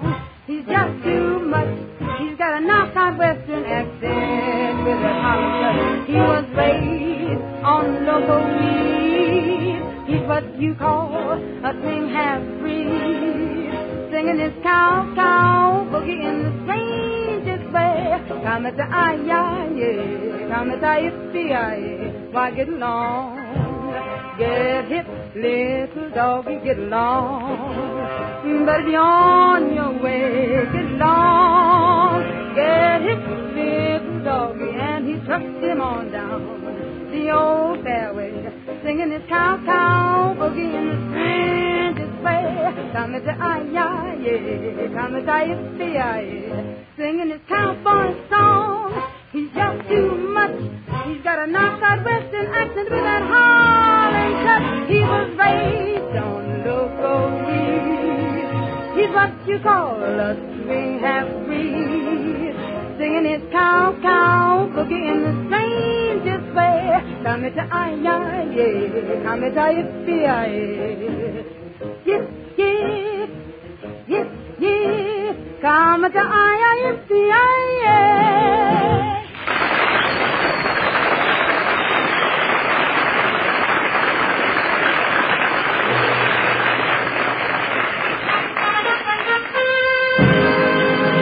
Stand by. Here's the news you've been waiting all week to hear. Here's the news thousands of you want to hear. Folks, he's talking about the results of our Ginger Peachy contest announced last week. Remember, we told you to write a letter on the subject, how to get the Jack Webb show off the air. Didn't work, did it? Well, John, clean your glasses and read the winning letter. Here it is, Jack. In part it says, I read from the letter, quote, Chapter 1 entitled The Process of Air Fumigation, or How to Get the Jack Webb Show Off the Air. The solution is to have each person in the country take deeper and more breaths, and it won't be long until all the air is used up, and then there will be no air for Webb to be on. How silly. And it's signed Betty Ford, Pyramid Court, Sparks, Nevada. Congratulations, Miss Ford. I hate you, Miss Ford. But enough of these pats in the back for Miss Ford. She wants to know what she's won. By the way, what did she win? Oh, boy, she won, and how what she won. Well, what did she win? Well, Nora McNamara will just put that geometry book away for a minute and come up here. John, you don't mean we're giving Nora away? No, Webb, no. Nora has the prize. And here it is. My, look at that thing, that king-size egg. Isn't that beautiful? What is that, John? It's a genuine ostrich egg, laid fresh this morning from the California Ostrich Farm in Southern California. Yes, friends, this is a Hollywood egg. Yes, sir, this ostrich egg has been autographed by all members of the cast, including John Galbraith, who makes his usual X. And it has been lacquered and placed on a solid wooden base. And all this, with our best wishes, will be shipped air express to the winner of this week's contest, Betty Ford, Sparks, Nevada. Well, right now...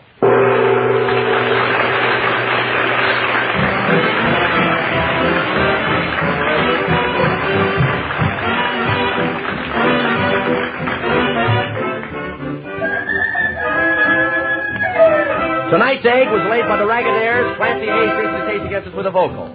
Mitch Williams as guest stars, teed off on a couple of songs. John Galbraith and Ethel Sterling missed their cues. Dick Breen glued the joints together. And this is Jack Webb. Give us another chance next Wednesday night at 9:30, will you? Good night, gang. See you then.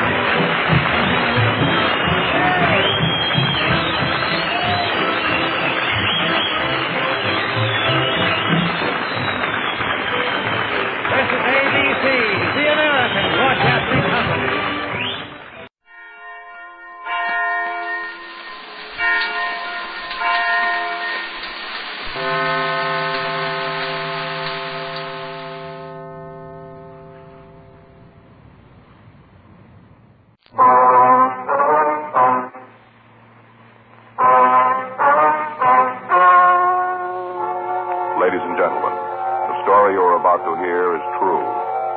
names were changed to protect the innocent. Dragnet.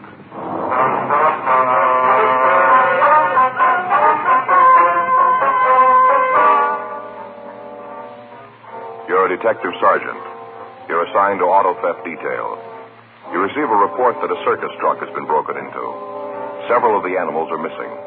Some of them are dangerous. Your job, find them.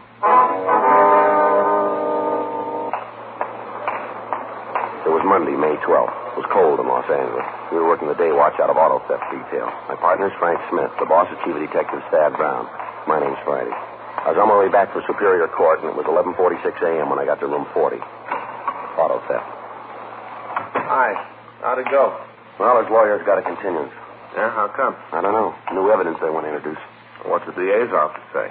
Well, there's nothing they can say. It comes under the heading of due process, you know. Yeah. You think you're going to nail him? Alex thinks so. The guy's admitted his guilt. Now he's claiming his confession is a lot of bunk. Says we got it out of him by force. Why now? Prove he did it without the confession, I guess. Shouldn't be too hard. We got all the evidence. We get the chance to lay it out for the jury. Yeah. When you go back? Let's see. Set it off for a week, I guess, yeah. Anything come in? No, not big. Excuse me. Yes, sir. Something we can do for you? I'd like to report something stolen. All right, sir. Just come on in. Sure gets service around here. All right, sir. Now, what kind of a car was it? Ain't no car. Beg pardon? No car stolen. Stuff in the car. All right. What was it? Well, it wasn't really a car anyway. A truck. That's where they stole it from, a truck. All right. If you'll give us a description. As far as I know, they might not have stolen it anyway. Might just open it and let them all out. Yes, sir. Well, the sooner we get this report filled out, the faster we can start looking for the stolen merchandise. Yeah. Should have thought of that myself. Should have. All right, sir. Now, what's your name? Clarence Havill. Havill. No R. Most people put a R in it. Havill. It ain't. It's Havill. Where'd the theft take place? Corner Fountain, DeLongpre. Right on the corner there. Just south of the red zone on Fountain. All right, sir. What was taken? You see, I got this call from one of the drivers who works for my brother and me. Drives one of our trucks. Called and said the machine broke down. Wanted me to bring another tractor over. Well, we can get to all that later, Mr. Havill. Now, what were the stolen articles? Animals. Sir? Animals from our carnival. What kind of animals? Oh, a couple of monkeys, Cody Mundy, 2 raccoons. All right, sir. Anything else? Yeah, here comes the bad part. This is what I was afraid of. What's that, sir? It's the reason I waited so long to report it. I thought maybe he'd turn up. What's that, sir? A black panther. We got a description of the animals, and the local broadcast was gotten out on them immediately. 12:18 p.m. We continued to talk to Clarence Havill. Friday night. That's when it happened. What time Friday night? About 7:05 or 7:10, right after the fights went on. That's when the phone rang. I see. I was kind of sore about being interrupted when the fights is on. Always watch them. Most of my friends know not to call me then. Yes, sir. Well, anyway, the phone rang. I got up and went over to answer it. It was Bert. Who was Bert? Bert Newell. He's the driver. Oh, I see. Said he had a breakdown at Fountain DeLongpre. Asked me if I had an extra tractor. Happened I did. Uh-huh. Bert asked me to bring it over. Said he wanted to use it to get the show to Nevada. So you drove over then, huh? Not right away. How's that? Well, it looked like the fight wasn't going to last much longer, and I wanted to see the finish of it. So I stuck around for a couple more rounds. After that, I left. Uh-huh. Drove over and found Bert right on the corner, just standing there, not trying to do nothing about the breakdown, just standing there. Yes, sir. Well, you just bet I read him off. Told him the least he could have done was get out a wrench or something, tried to find the trouble. And I read him off good. Yes, sir. Didn't do no good. He's shiftless, you know. Real shiftless. Yes, sir. You know Bert, do you? No, sir. Shiftless. You know him, you'd know that. You want to go on, please? Oh, yeah. Well, we got the trailer on the hitch, and the tractor hooked up. Only took a couple of minutes, and got it done, and Bert took off. Where was he going, you know? Over to Nevada. Going to play a show there. Overton. Going to play a show there. Yes, sir. Right by Lake Mead, Overton. Yes, sir. When did you find out the animals were missing? When I got the wire from my brother. That's when I got the first inkling. When was that? Last night. Company phoned me about, I guess it was about 8:30. I see. You have the telegram?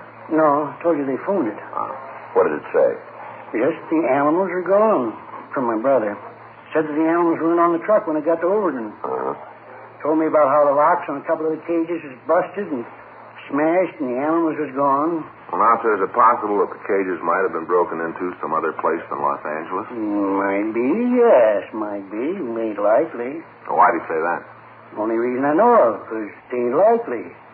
Not only that, I got proof of it. How do you mean, sir? Well, as soon as I got the wire, I went down to Fountain D. Longtree. Went right there and looked around. Figured I might as well go down there and look around. I might find something, you know. Took a big 4-cell flash, went down the corner. Yeah, I was right. That's where it happened. Yeah, that's where they got away. Found the spoor, you know. I beg your pardon? Spoor. Tracks. Found them all over the place. Oh, I see. Of the panther? No, raccoons. Oh. Not only that, I found something else. Yes, sir? Monkeys. Found them, too. Well, where were they? Phone pole, right up on the top, just sitting there shivering. They're kind of little, you know. Get real cold easy. We have them around the place. They wear little sweaters. Get chilly real easy. How about the rest of the animals? You see any sign of them? No, I went over to a little store near there and got a head of lettuce. 17 cents. Took it back to the phone pole, showed it to Caesar and Salome. Oh, they love lettuce. Is that the monkeys? Yeah, marmosets, white-eared. Love lettuce. They came right down then, did they? Yeah, right down. The pole slithered right for the lettuce. Yeah, they were scared stiff. Being up there on that pole all night. Should have had their sweaters. What about the other animals? Not a sign of them. Just the spoor of the raccoons. Haven't got the slightest idea where they might have gone. No real problem, no, not them. How do you mean? Easy to replace. Just go up in the Hollywood Hills, lots of them there. Run all over the place, upsetting garbage cans. Imagine some of the people would be glad to have me come up there and take them away. Raccoons ain't no problem. Well, Mr. Havel, what about the panther? Well, he's a problem. Yes, sir. Can you give us a description of the animal? He's black. Yes, sir. Like the inside of a well, jet black. Even blacker than that ink they're talking about. About 7 feet long. Oh, easy that. Yes, sir. That's counting the tail. 7 feet. Anything else about him that we should know? No, just a plain black panther, nothing special. Is he dangerous? Well, not unless he meets somebody. Dandy's got a temper. That's the name of the animal, is it, Dandy? Yeah. Naming that because he's blacker than the pits of the inferno. Dandy. You're pretty sure he got out of that truck when the monkeys did, huh? Well, I ain't going to give you no written guarantee, but I'm sure of it. All right, sir. We'll start looking for him right away. Well, Mr. Havel, where were these animals coming from? Winter quarters. The standard Overton is going to be our first, just starting the season. Was there anything else you can tell us that'll make it easier to find the panther? No, not a thing. Just be careful, that's all. Don't hurt him. He's really as gentle as a kitten when you get to know him, like a big overgrown cat. Gentle. Yes, sir. That's something Clyde didn't understand. Who's Clyde, sir? My brother, Clyde. Oh, I see. He didn't like Dandy. Didn't understand him. That's what caused the trouble. What was that? Last winter, Clyde came to see the show, tell me about the bookings. Yes, sir. We discussed about how the best way to exhibit Dandy would be, and Clyde got too close to the cage. Yeah. Dandy almost killed him.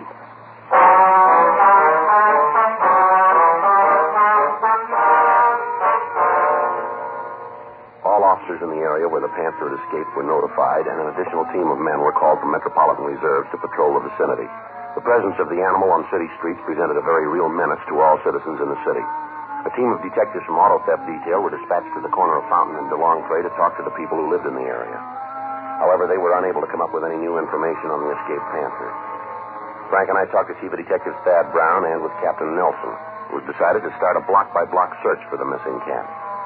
Authorities from the Griffith Park Zoo were consulted as to the possible hiding places of the animal. When the afternoon newspapers hit the streets, calls began to flood the complaint board asking for additional information on the panther. Local radio and television broadcasts carried stories about the escape, and the number of calls went up. Additional men had to be called to care for the switchboard. The search went on. Frank and I worked in the field along with the other men from Auto Theft Detail and officers from Metro Division. Every possible hiding place in the vicinity of Fountain and DeLongpre was searched without turning up any new information on the cat. It was the opinion of authorities that the panther might try to hide in the brush of the Hollywood Hills, and the search was moved to that vicinity. Tuesday, May 12th, Frank and I got back to the office from the area. We'd been up all night looking for the animal. You want to check with the skipper? Anybody around who can bring in some coffee? I'll call Sal. He'll bring some over. That'll be a good idea. Ask him to send over a sandwich, too. Yeah, what kind you want? I don't care. Just tell him to make sure the coffee's hot. Yeah. Yes, sir? I'd like to talk to the men who are working on the Panther thing. Yes, sir. Come right in. If I was at the end of the hall, I'd find him here. Well, I'm Sergeant Hardy. Maybe I can help you. You working with the search party? Yes, sir. My partner and I have been out with them. Have they caught it yet? No, sir, not yet. They know where it is? Coffee. Well, no, sir, we don't. That's what I thought. I'm Sidney Norton. I live in this town. Yes, sir. Got a family. I pay taxes. Uh-huh. Just want to ask one question. Yes, sir, go ahead. Now, according to the papers, it's Haverhill, or whatever his name is. He owns the Panther. Is that right? His name's Clarence Havel. But he owns the cat. Yes, sir, that's right. Well, I want his address. Beg pardon? I want the number of his house. That's simple, isn't it? Well, we're not allowed to give that out. I'm sorry. All I want is his address so I can go over there and punch him right in the nose. You going to give it to me? No, sir. Who's your superior? Captain Nelson. Well, where is he? I want to talk to him. He's in Chief Brown's office right now. Well, where's that? Down at the end of the hall, office number 26. All right, I'll talk to him. I want that man's address, and I want it now. Terrible thing for the law to allow a person to keep animals like that so they can get away and walk around killing anybody they meet. If you cops can't do anything about it, I can. You can just bet I can. Well, if you go out and cause Mr. Havel any trouble, you're liable for arrest, sir. By whom? Any policeman that he wants to call. Well, you protect him, but you don't care about me and my family, is that it? No, sir. You've both got right to protection under the law. Now, if Havel's done anything, we'll take care of it. When? As soon as we find that Panther. Well, you may just be wrong. I've been talking around. There are a lot of people who feel like I do, a lot of them. Enough, maybe, to decide to do things our way.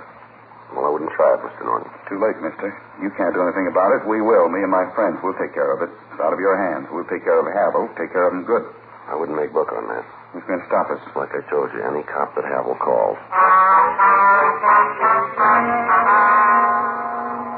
Frank and I talked to Sidney Norton, and we finally convinced him that any action he might take would not help the situation. We sent him home, and then we met with Captain Nelson and Chief Brown. The progress of the search was reviewed, and it was decided to continue it in the Lake Hollywood area and in the upper Griffith Park Hills. All days off had been canceled, and additional officers were joining in the hunt for the Panther.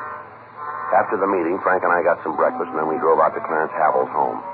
It was a large ranch house at the corner of Victory Boulevard and Monterey Avenue out in the San Fernando Valley. We drove through the gate and parked the car. Clarence Havel was sitting on the large porch waiting for us. A small monkey was sitting on his shoulder. Hi, come on up and sit down. Yes, sir. How's it going, Mr. Friday? Mr. Smith? All right, sir. Pretty good, sir. Get you anything? Glass of ginger beer, maybe? Got some cold in the icebox? No, sir. No, thanks. Heard from my brother this morning. All right? Mm-hmm. In the valley. Got a telegram. Company phoned it to me again. Good news. What's that, sir? Well, beginning to look like it's all a mistake. Sir? The whole thing. Looks like the animals didn't get away here in Los Angeles. Why do you say that? Well, it's a telegram from my brother. Says they found the Cody Monday and one of the raccoons in Baker, California. Found them alongside the road. Tired and hungry. Guess they're sorry now they got out of the truck. Well, how about the Panther? Any word on him? No, not yet, but Clyde set some men out to look for it. Sure Dandy will turn up. How can we get in touch with your brother, Havel? Can't. What? Can't get in touch with him. Out in the desert looking for Dandy. Out of touch. Can you give us the address of your winter quarters here in town? I can't do that, Mr. Friday. Why not? You don't know him. Well, sir, you run a circus and you don't know where the animals are kept? Well, not really a circus, a carnival. Yes, sir, we understand, but what's the address? I don't know. You haven't any idea? Not the least. And you can't tell us where to reach your brother? He's out looking for Dandy. Well, how about it, Havel? Something that you're not telling us? Havel? Yeah? Well, is there? We haven't got no regular winter quarters. Not regular set up. That's why I can't tell you where it is. Mm-hmm. Ain't none. All right, go ahead. You see, the Havel Amalgamated Combined Show is really a gypsy carnival. How do you mean that? Well, we ain't got no big operation. A couple of mangy animals. We don't have a license to keep them in the city. Only quarters we got are vacant lots. We set up and stay there until the neighbor starts complaining, and we move on. Trucks for the show are registered in states where the fee is smallest, and we got about every deal we could to keep the cost of operation down. Now, what about the Panther? Dandy? Yes, sir. Only real attraction we got. Man killer. I told you about how I almost got Clyde, didn't I? I told you that. Yes, sir. Gotta understand, Dandy, or nothing works with him. Is that right? Might be something about Dandy. Could be our officer. We gave him this number. Yeah, just a minute.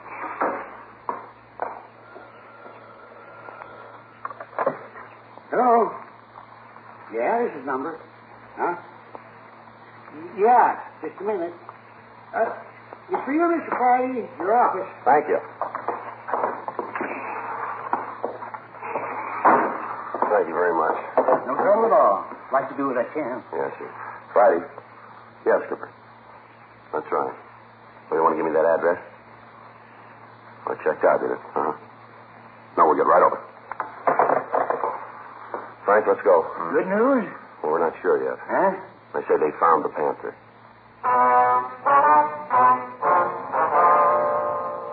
The address we'd gotten on the telephone was in the Hollywood Hills just off Beechwood Drive. Frank and I drove down the freeway, turned off at Dower, up Franklin to Beechwood, and we continued up to Ledgewood Drive. By the time we got there, other units had arrived, and the immediate vicinity where the animal had been seen was surrounded. From one of the officers, we got the story. The Panther had been seen by one of the civilians searching the area. The animal had run between two houses and jumped through a window into a ground-floor garage. We checked the house, but we found that the occupants were not there. Because of the danger of the Panther's presence and the difficulty of taking it alive, it was decided to try to shoot it. The officers involved in the search were armed with large-caliber weapons.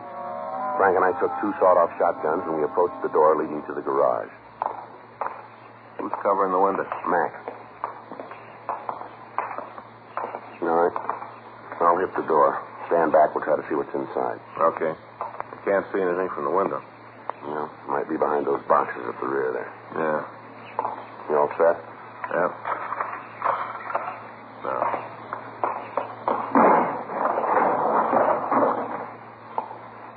See anything? No. Wait a minute. Back there, behind the cases. Looks like something there. All right, you take that side. Right. Take it easy. You don't have to spell it. Hi, Frank. Right from where you are, can you tip those boxes over there? Yeah, I think so. Well, let's try it. Maybe it'll drive them out in the open. All right.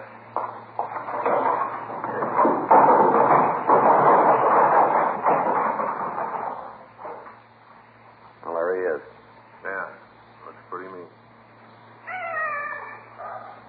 Black tomcat.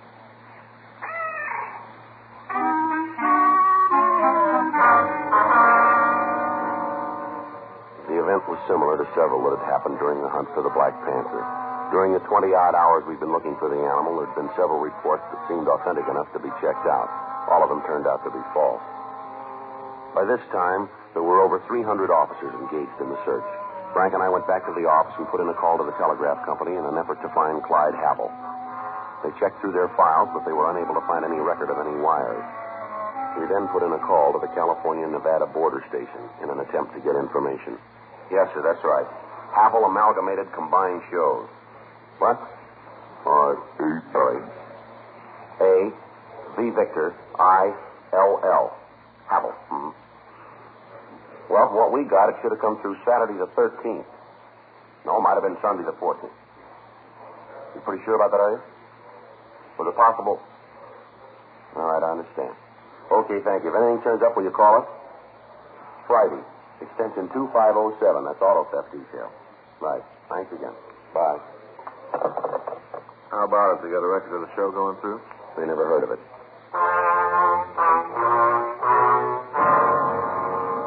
We immediately put in a call to the authorities in Baker, California. We talked with members of the State Highway Patrol, and from them we obtained the information that there had been no stray animals captured in the vicinity during the past few days. The conversation with them lengthened the possibility that the story we'd gotten from Clarence Havel was a lie. We checked his house, but Havel wasn't there. From his neighbors, we obtained the name of his sister. 6:10 p.m. We drove out to the address, a 2-family stucco duplex. We rang the bell and we waited. Yes, Miss Havel? that's right. What is it you want? No police officers. Frank Smith, my name's Friday. Hello. How do you do, ma'am? What is it you want? We'd like to talk to you about your brother. Clyde? No, ma'am. Clarence. Mr. Friday, I've done what I can for him. If he's in trouble again, he's just going to have to go it alone. What if we could talk inside? Now, come on in. Thank you very much. What's he done this time? Beg your pardon? What's my brother done this time? Does your brother own a circus? Is this a joke? No, ma'am. It's pretty serious, does he? Sure. Big one. Havel's Amalgamated and Combined Shows. Travels all over the country. Animals, concessions. Even got a man-eating Black Panther. Yes, ma'am. That's one of the things we want to find out about. Dandy? You know the animal, do you? Oh, Clarence's friends do. Talks about him all the time. Do you know where the circus is right now? Same place it's always been. Ma'am? Never been anyplace else. Yeah. In Clarence's head.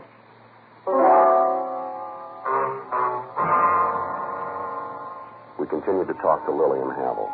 From her, we got the background of the story. She told us that her brother had been a press agent for one of the larger carnivals, but that he'd been discharged several years before. Since that time, he talked of very little else but the day when he'd be able to start his own show starring Dante, the man-killing Black Panther.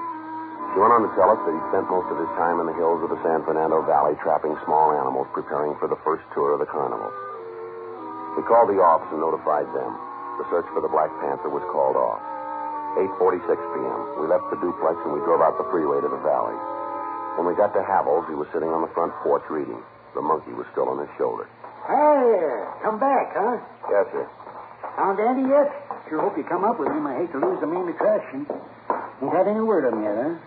No. He's a sly one, old Dante. Sly.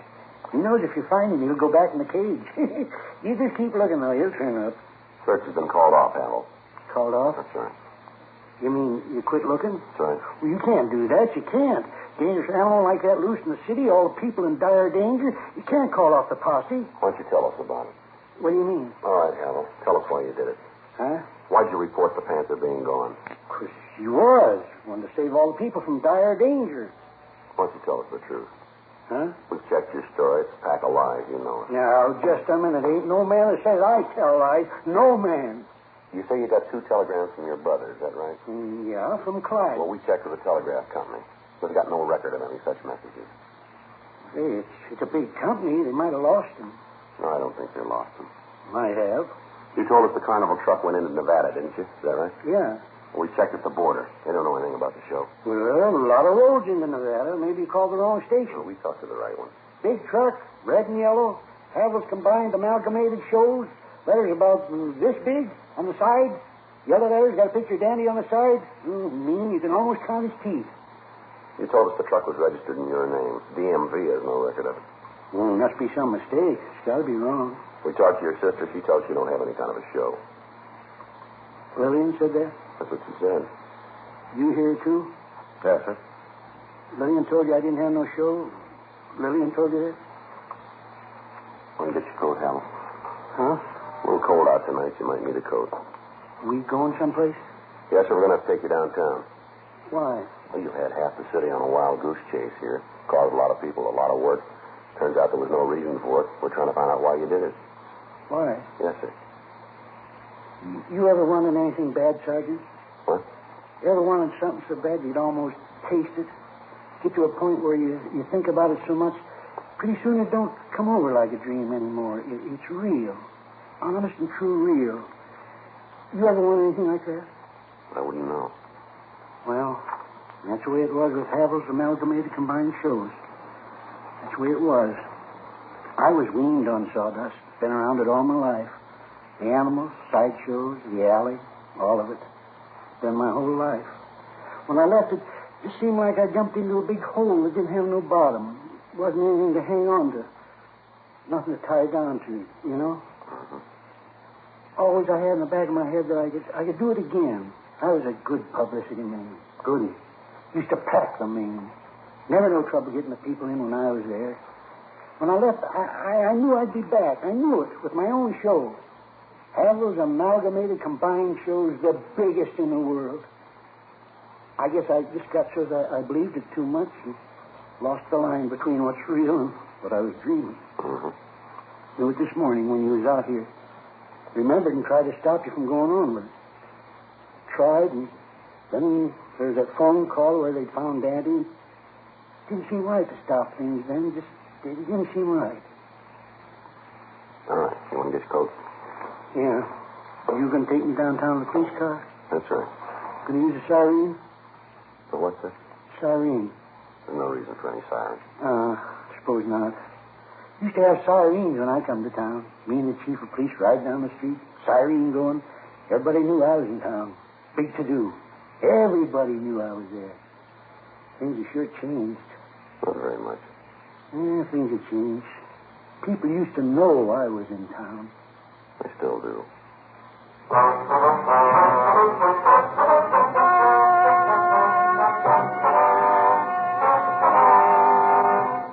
Lawrence Neal Havel was held over for a sanity hearing in Superior Court.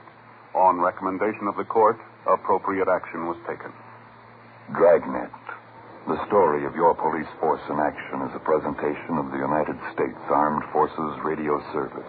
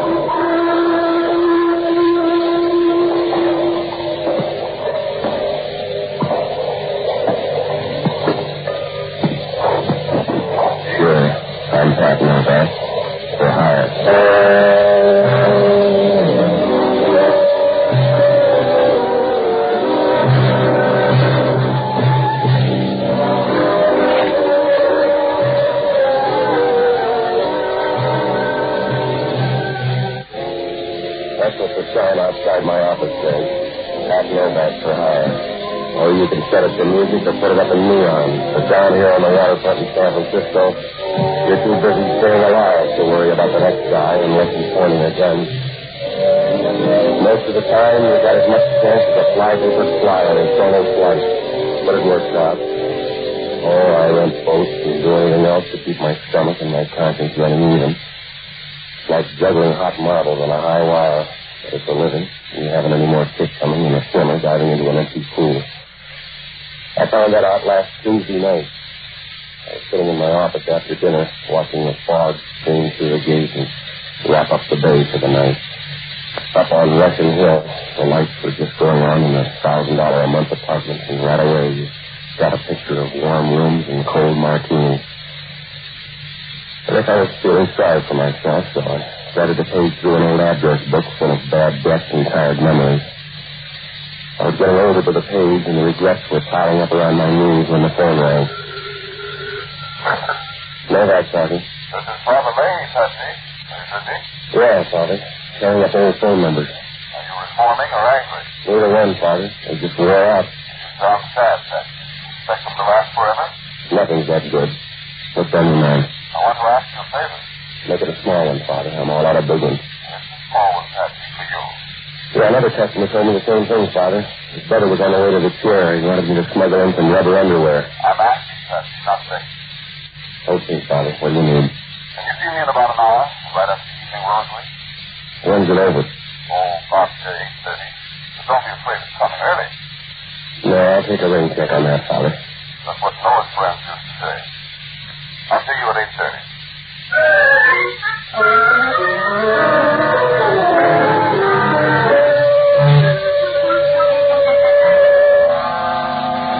It was a little before 8:30 when I started up the steps to Father Leahy's parish church. I figured the services were over, so I hung around in the vestibule for a couple of minutes, trying to look like a part-time bell ringer. The last few people straggled out, and then an altar boy came out and gave me the high sign. He was a clean, Irish-looking little kid with a face the size of a minute and just about as young. Are you Mr. Novak, sir? That's right. You the lookout? I'm an altar boy, Mr. Novak. My name's Jake Siegel. Little first father called me. Yeah. Now, where's Father Leahy now, Jake? Back in the sacristy, Mr. Novak. So I could wait inside here. No, this will do. I'll wait right here. Listen, Mr. Novak. I'm sorry. Father said to be sure and bring you inside. Okay, little Jake, lead the way.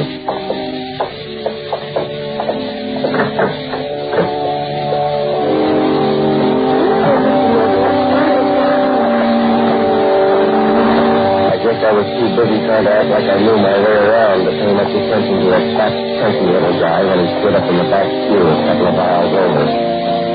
it seemed to take trouble in the end. Novak. Novak there. What's he doing? All right, women, there's a play out there on a second. Jake, get down. Mr. Novak, look out, look out!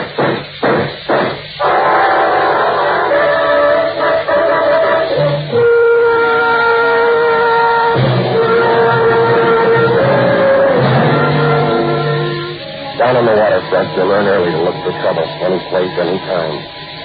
You can find it at the top of the marsh or at the bottom of the bay. But this is the first time it caught up with me in the middle of a church. The lead got as thick as confetti on New Year's Eve. I spun around and I made a dive for little Jake, but I wasn't soon enough. He went down like young wheat in a hailstorm. When I grabbed for him, I must have hit my head in the base of a marble pillar or something, and things got dark for a minute. I stumbled down the aisle and into the street after the guy, but the odds were all on his side. The fog was so thick you couldn't read a newspaper with a Klieg light. I guess I covered every alley and street in the neighborhood, but it was like running after a hat full of feathers in the middle of a windstorm. Well, I don't know how much later it was when I stopped for a minute in an empty doorway and I tried to remember what I was chasing. A siren was crying somewhere in the distance, so I started back for the church. The coroner's wagon was just pulling away when I got there, and farther away he had disappeared. I saw a light in the rectory, so I went upstairs and rang the bell. He came to the door in his shirt sleeves. He just stood there for a minute looking at me. Then he motioned me inside. You want to see me, Father? Yes. In here. Sit down. The kid, Father. Little Jake. What do you think? Yeah. He goes fast? Instantly. I'll get the guy, Father. I'm not asking that, Patsy. I'm not asking you for anything anymore, unless I need trouble. No, somebody told you a bad story, Father. That wasn't my gun. I should have known better than to call you. I should have known it meant trouble. It's your middle name, Patsy. You're married to it. You're looking for the wrong man. It wasn't my party. I called you here tonight to ask you a favor, Patsy. Anything you want, Father. It's too late now. We were going to have an auto boys picnic tomorrow at Paradise Cove. I wanted to borrow one of your boats. We won't be going now, Patsy. We've got a funeral instead. Yeah. What do you want me to say? Don't say anything, Patsy. Just listen for a minute. I asked you to come up here tonight, but I didn't tell you to bring your friends. If you've got any private fights with those waterfront hoods, that's your business. But don't bring your beast into the church. And I tell you, I never saw the guy before. I don't know anything about it. He was shooting at you when he hit little Jake, wasn't he? What else am I supposed to think? Yeah. We'll find him maybe then. Nothing will bring you to me, Patsy. I like you better without the temper, Father. And I liked you better before your hands got dirty, Patsy. I warned you about that waterfront crowd, the cheap thugs, the cheap women. I told you, Patsy, roll around in dirt long enough and some of it's bound to stick to you. Got it all over your face and your hands, and it's working inside you, Patsy. It's working in deep. That's the end of the sermon, Father? I tried to warn you, but you had to figure. Well, figure this one, Patsy. There's a 9-year-old kid on his way to the morgue. He stepped in front of a bullet and saved your life. Now go ahead. Figure. Yeah, I will, Father. But you better be on call when I catch up with the guy. He's going to have a lot of praying to do.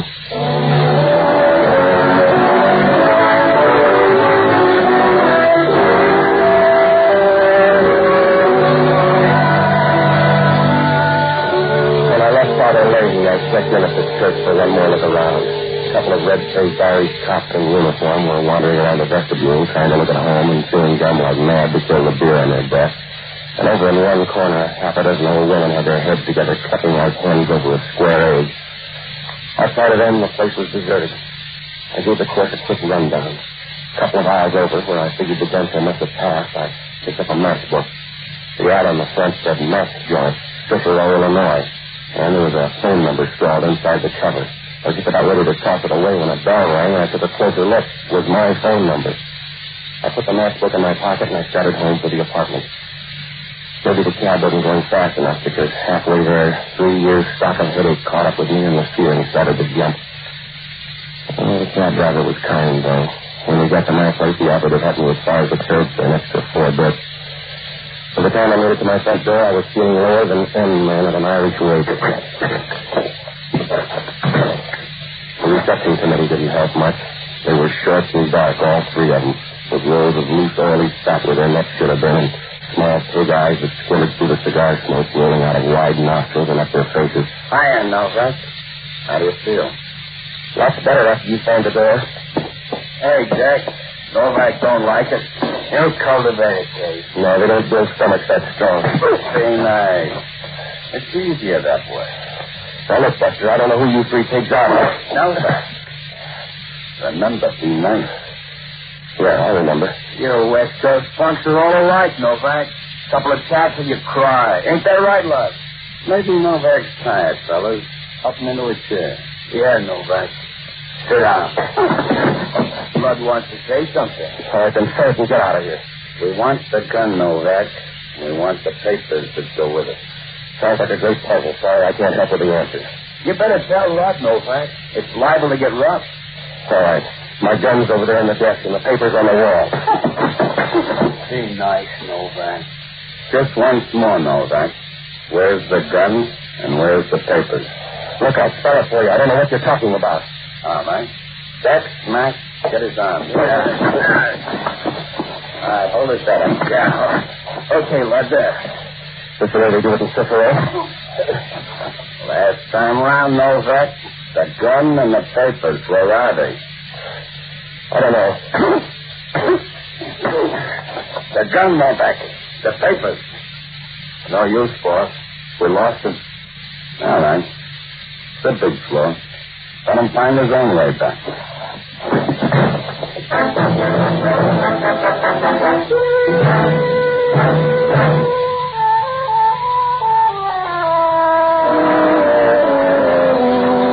Well, it was a long night for summer.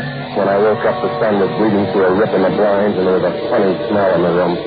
My stomach felt like a piece of practice rope at a Boy Scout class. And then the room got noisy. You wake up slow, Novak. Have a hard night? Oh, you're never on time for the party, are you, Hellman? I'm choosy, Novak. I don't like your friend. All right, then take up social work. What's the occasion? I got a phone tip. Thought I'd drop up for a visit. Having fun? Yeah. There's a gal in the kitchen board the desk. Huh? Take a look. Look at hard. Who is she? Sally Kimball. That's what her driver's license says. Your friend of yours? How would I know? Even her mother couldn't tell. No stuff, isn't she, Novak? Must have been a rough party. I wouldn't know, Hellman. I closed early. It's your joint. What happened? I said I closed early. 3 Dunstals were drinking my scotch when I got home about 10:30. They were anxious about a gun and some papers, and they figured I could put them straight. I couldn't, so they laid me out. Now tell me how sorry you are. I bleed for you, Novak. Now let's have it straight. That's as straight as you're going to get it, Hellman. If it's not exciting enough, try Esquire. You talk brave for a funk in hot water. I'm not going to scream till it burns. Then you better start practicing, Novak, because I'm going to burn you. You better hurry, Hellman. Your pension's catching up with you. Watch your mouth, Novak. You're not talking to your gentle friend. Now, that's hard to tell, Hellman. You both use the same technique. Now, show me the warrant before I start charging you rent. That dame's body is all the warrant I need, Novak. Now talk. How did she get so dead? I told you once. Pick up the 3 Dunstals and ask them. What they look like? Like you. The size smaller. They're from the east around Chicago. What else? They wouldn't leave their birth certificate. Go ahead, smart boy. Get in all the laughs you can. But don't ask me to con the parole board for you. Oh, I don't know, Hellman. You won't be there. Maybe I like prison life.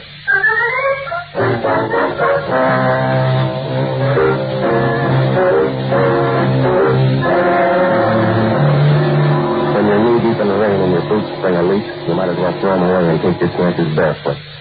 Hellman and his boys left with the body, and I grabbed a handful of aspirin and a cold shower. Then I started out to look for the only honest guy I know, an ex-doctor and a boozer by the name of Jocko Madigan. A pretty smart man until he found out you can poison your worries at $4 a fifth. I finally found him sitting in the middle of a bourbon fog in a little Spanish joint somewhere on the edge of the Excelsior district. He was down at the end of the bar trying his best to make time with a plaster bust of Queen Isabella. Pepsi, you're just in time for a short one. Bartender, hand me that base. Come on, Jocko, sober up. I got to talk to you. Pepsi. Here's to your own peculiar brand of happiness. Jocko, will you cut it out? Pepsi, I don't mean to be rude or ungentlemanly, but I don't think I altogether approve of the clientele in this place. Yes. This woman next to me, Pepsi, the one with the stony gaze, she's been here ever since I came in. And I don't mean to be uncharitable, but I think she's the picture of a perfect boy. All right. Patsy, to a member of the old Castilian school, there can be no excuse for the conduct she's exhibited. Why, do you know I was even good enough to buy her 3 rounds of Portuguese brandy, imported, mind you. But what do I get for my pains? Not even a civil thank you. All right, Jack. I've been sitting here in the most gentlemanly way, sipping this delicate nectar in great mouthfuls and trying to keep the party going. But does she help? No. I've talked to her about politics, medicine, literature, Keats, Byron, Shelley, Nick Kenny. I even talked about the weather. Jocko, she's a statue. She's a simple oversight, Patsy. Might happen to anyone. Listen a minute, will you? I'm in trouble. You're always in trouble, Patsy, and that's the way you'll stay till you find some kind of moral rudder. You've got to find direction instead of trying to be so righteous in an evil sort of way. Get in tune with our decaying civilization, like me, Patsy. Why tempt the fates? It's much more practical to buy off your destiny with a good fifth of Irish whiskey. You are through, Jocko? Yes. What kind of trouble this time? 3 gunshots from the east. They're shooting up the town, and I'm running front for their murder rap. Patsy, why not plead guilty? The rest might do you good. Somebody shot a 9-year-old kid, an older boy. Oh. Where did that happen? Inside a lady's church. The guns were clicking in for somebody else and started shooting. Problem's getting bigger, Patsy. What am I supposed to do? I want you to check on a guy by the name of Mike Quinlan. Also a girl, Sally Kimbrough. Tagged by the Examiner and the Chronicle morgues and later on the horse parlors out on Eddy Street, will you? Find out everything you can. Well, all right, Patsy, but you've broken up a beautiful party. You've disillusioned me about Queen Isabella here, and I've suddenly grown dreadfully thirsty again. Let's have 4 or 5 for the road, shall we? Later, Jocko, we haven't got time. Well, only if you say so, Patsy. But every time I leave the hallowed confines of a barroom, I'm a poor pilgrim caught up in the vices of the crass everyday world. A tattered orphan leaning disconsolately against the bitter winds of chance, tossed and buffeted about endlessly by the cruel storms of fortune. By the way, I need car fare. All right, here, $50. Patsy, refreshment. Later, now get going, will you, Jocko? Where can I find you? I'm going to check by my office, and I'm going to see Father Leahy. Well, as soon as he mentions taking the pledge, that's your cue to leave. Good night, lover.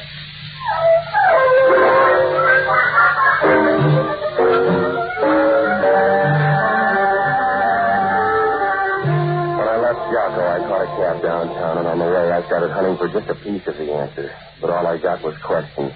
Who were the 3 gunfuls, and what was the stuff they were after? Mike Quinlan, where did he fit in? And that dead girl in my apartment, who did she belong to? Well, the zeros were piling up faster than flies on donuts when the cab pulled up for a stop sign at 16th and Mission, and a little guy with a worried mouth and a loud sports shirt jumped in. His lips were wound around a phony kind of smile, like a head waiter just before he hands you the check for a big party. It's okay, driver. We're friends. How are you, Friendship comes easy for you, mister. You got a name? Please, Novak, I want to talk. You got until the next corner. We both mean it, Novak. Me and the gun. Now, look, Junior, if you want to play the heavy, go find a melodrama. Who are you working for? Sandell? That's as good a name as any. All right, here's your corner. Sally Kimbrough. Where is she, Novak? You're fast with a question, mister. Let me ask you one. Who's Sandell? I got the gun, Novak. Yeah, then who's Sandell? I'll do the asking. You sit there and make the answer. Oh, you're running out of tickets, Junior. Come here. All right, now reach down for that gun, and I'll slam you through the floorboards. Who's Sandell? The Chicago hood. He's out to get me. Works both ways. That's a good plot. Now, who are you? Mike Quinlan. All right, now what about Sally Kimbrough? They mopped her up off my kitchen floor this morning. Somebody's going to get Sandell. Maybe we're on the same train. What's he look like? Fat men all look alike. All right, you can leave any time now. Sure, Novak. Fare's getting high. See you later.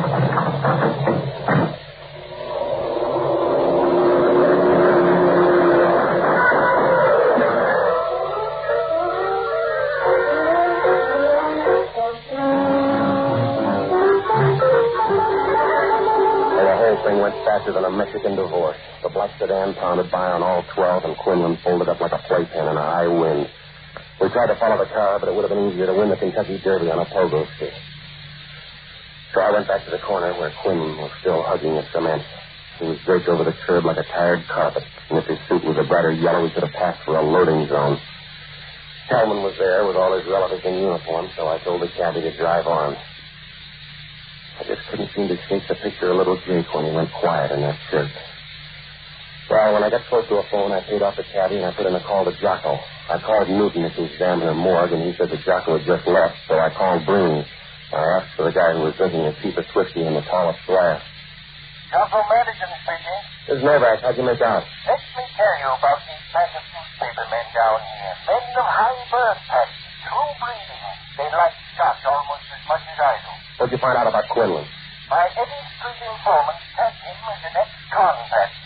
Sent up for armed robbery in 1940 and paroled about 2 weeks ago from Joliet.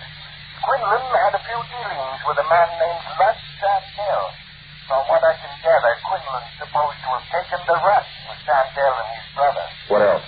Quinlan is a local boy out of Bernal Heights. He has a sister, Patsy. She belongs to Sandell. She's probably the only sales girl in town with a 6-room apartment in the best part of the marina. You get the address? Bayview Towers, down at the foot of Fillmore Street. Sounds good. Maybe she has a friend. Did you get anything else on Sandell? The Third Street bed tells me he's active instead of a slot machine route. I gather he's the pushy type. Thanks, Jocko. I'll see you at the apartment. Oh, Patsy, on your way home, pick up something for dinner at the delicatessen, will you? There's stuff in the icebox. Fix yourself a sandwich. Patsy, dinner without bourbon is life without hope. I'll borrow from the neighbors. Good night, lover.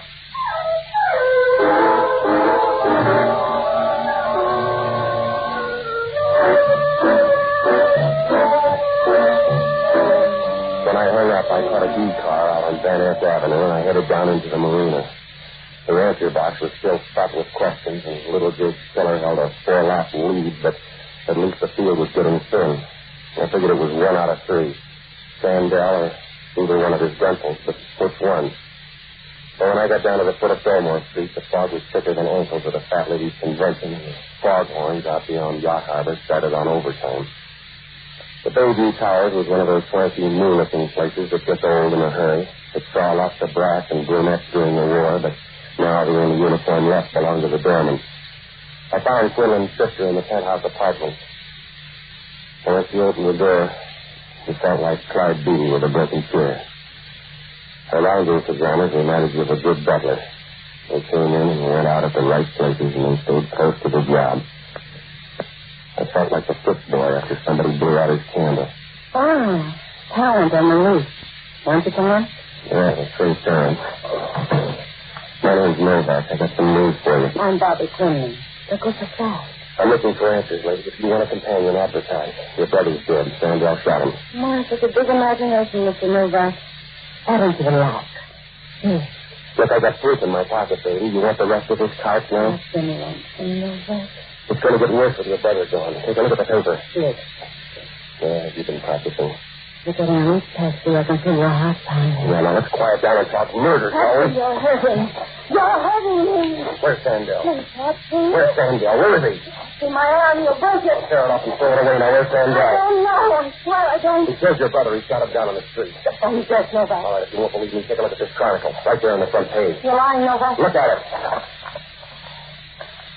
No. Sandell promised. Promised he wouldn't touch Mike. Why complain? Think how Mike feels. Now, where's Sandell? He's down at the hotel. The Durban Arms on Eddie Street. He lied to me, Novak. I played it straight, but he lied to me. Yeah, you're a mistake, baby. I'll see you later. Don't worry, Novak. Party's just started. Beth, why'd you do it? You lied. You and Sandell, you promised me. And you killed him.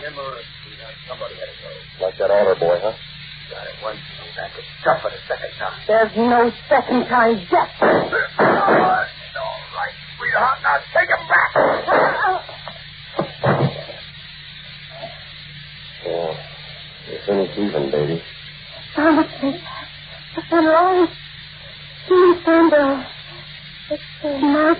Right.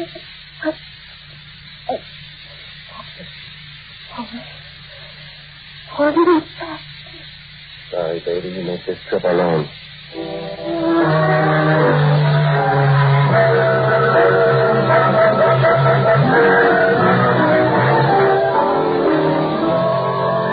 There wasn't anything I could do for them, so I took a cab down to the Durban Arms on Eddy Street, but Sandell had checked out an hour before. The clerk told me his baggage was still around, though, so I figured I'd put in one thing. I put in a call for Hellman, and then I grabbed a cab and headed for Father Lazy's. By the time I got up on the hill, the fog had taken a lease on most of the town. You can always tell when it's thick because all the sounds out in the bay get a free ride. Halfway there, the driver was ready to quit, but for an extra $2, he threw the cab in second, and we crawled the rest of the way till we got a block from the church. By that time, the fog was so thick you could have sold it for the pound. I did the last block on foot. I was just about 20 yards away when I spotted Sandell and Max the Gunsel standing under a streetlight just outside the door to the church. They waited a minute, and then they turned and started up the steps. Don't bother, Sandell. You called too late. Huh? Who is it? Who's out there? It's the first one, Lord Novak. Novak. Come closer. I can't see you in the fog. Go on out and get me, Sandell. There he is, Max. You're flying blind, Sandell. You made the trip for nothing. I got the gun and I got the papers. He's lying, Lord. Come on out, Novak. Make the deal. I said you're late, Sandell. I already made the deal with Matt. You're funny, Novak. This'll shut you up. Not even close, Matt. Which one have you got the order for? You sound worried, Novak. You want to tell him what or should I? Max deals a lot better than you shoot, Sandell. Ask him about it. Huh? What's he saying, Max? He's saying nothing, Lord. He's talking crazy. Let's go out and get him. Ask Mac about this afternoon, Sandell. Ask him where he was when Jack shot it. Ask him how I got the gun and the papers. He's crazy, Lord. I'm not so sure, Max. Don't be a sucker, Lord. Novak can't shoot. Sorry, Mac. You took the chance. He's funny, you Lord. He's lying. Good thing, Max, but I can't chance. Oh. All right, Sandell. Now it's just you and me in the fog. Come on in, Novak. We'll work the deal. Come in or I can see you. All right. It's 5 shots, Lud. You got one left to make good on. All right, Sandell. No, Regan. Come here. Let me go, Novak. Lay off, Novak. What did I do to you? Cut it out with him. You didn't get hurt. Talk to that altar boy, huh? I didn't mean to hit the kid. Oh, I'm sick of your mouth. All right, Novak, that's enough.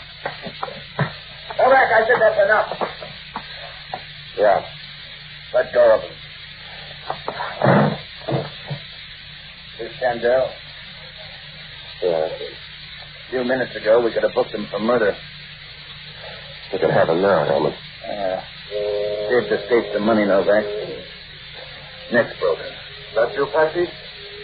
Over here, Father. On the step. Hello, Inspector. Father?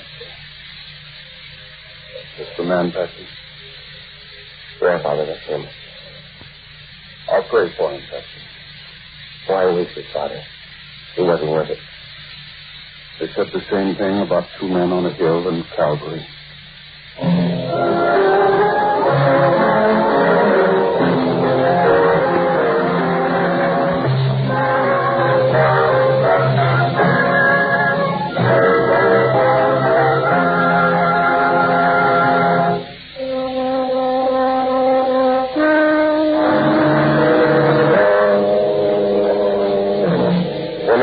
The next morning, things got lots clearer for everybody. The story was the cheap earth at the time, but then so were the characters.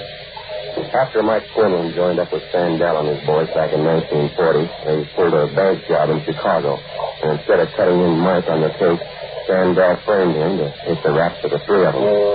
Then Sandell came west to operate and lined up Quinlan's sister for his girlfriend. By the time Quinlan was paroled, he was fast on Sandell's game, and he had lots to beef about. He lined up enough good evidence to put Sandell and his 2 boys away for life, and then he threatened to spill it if Sandell didn't cut him in for his share of the job and stay white of his sister.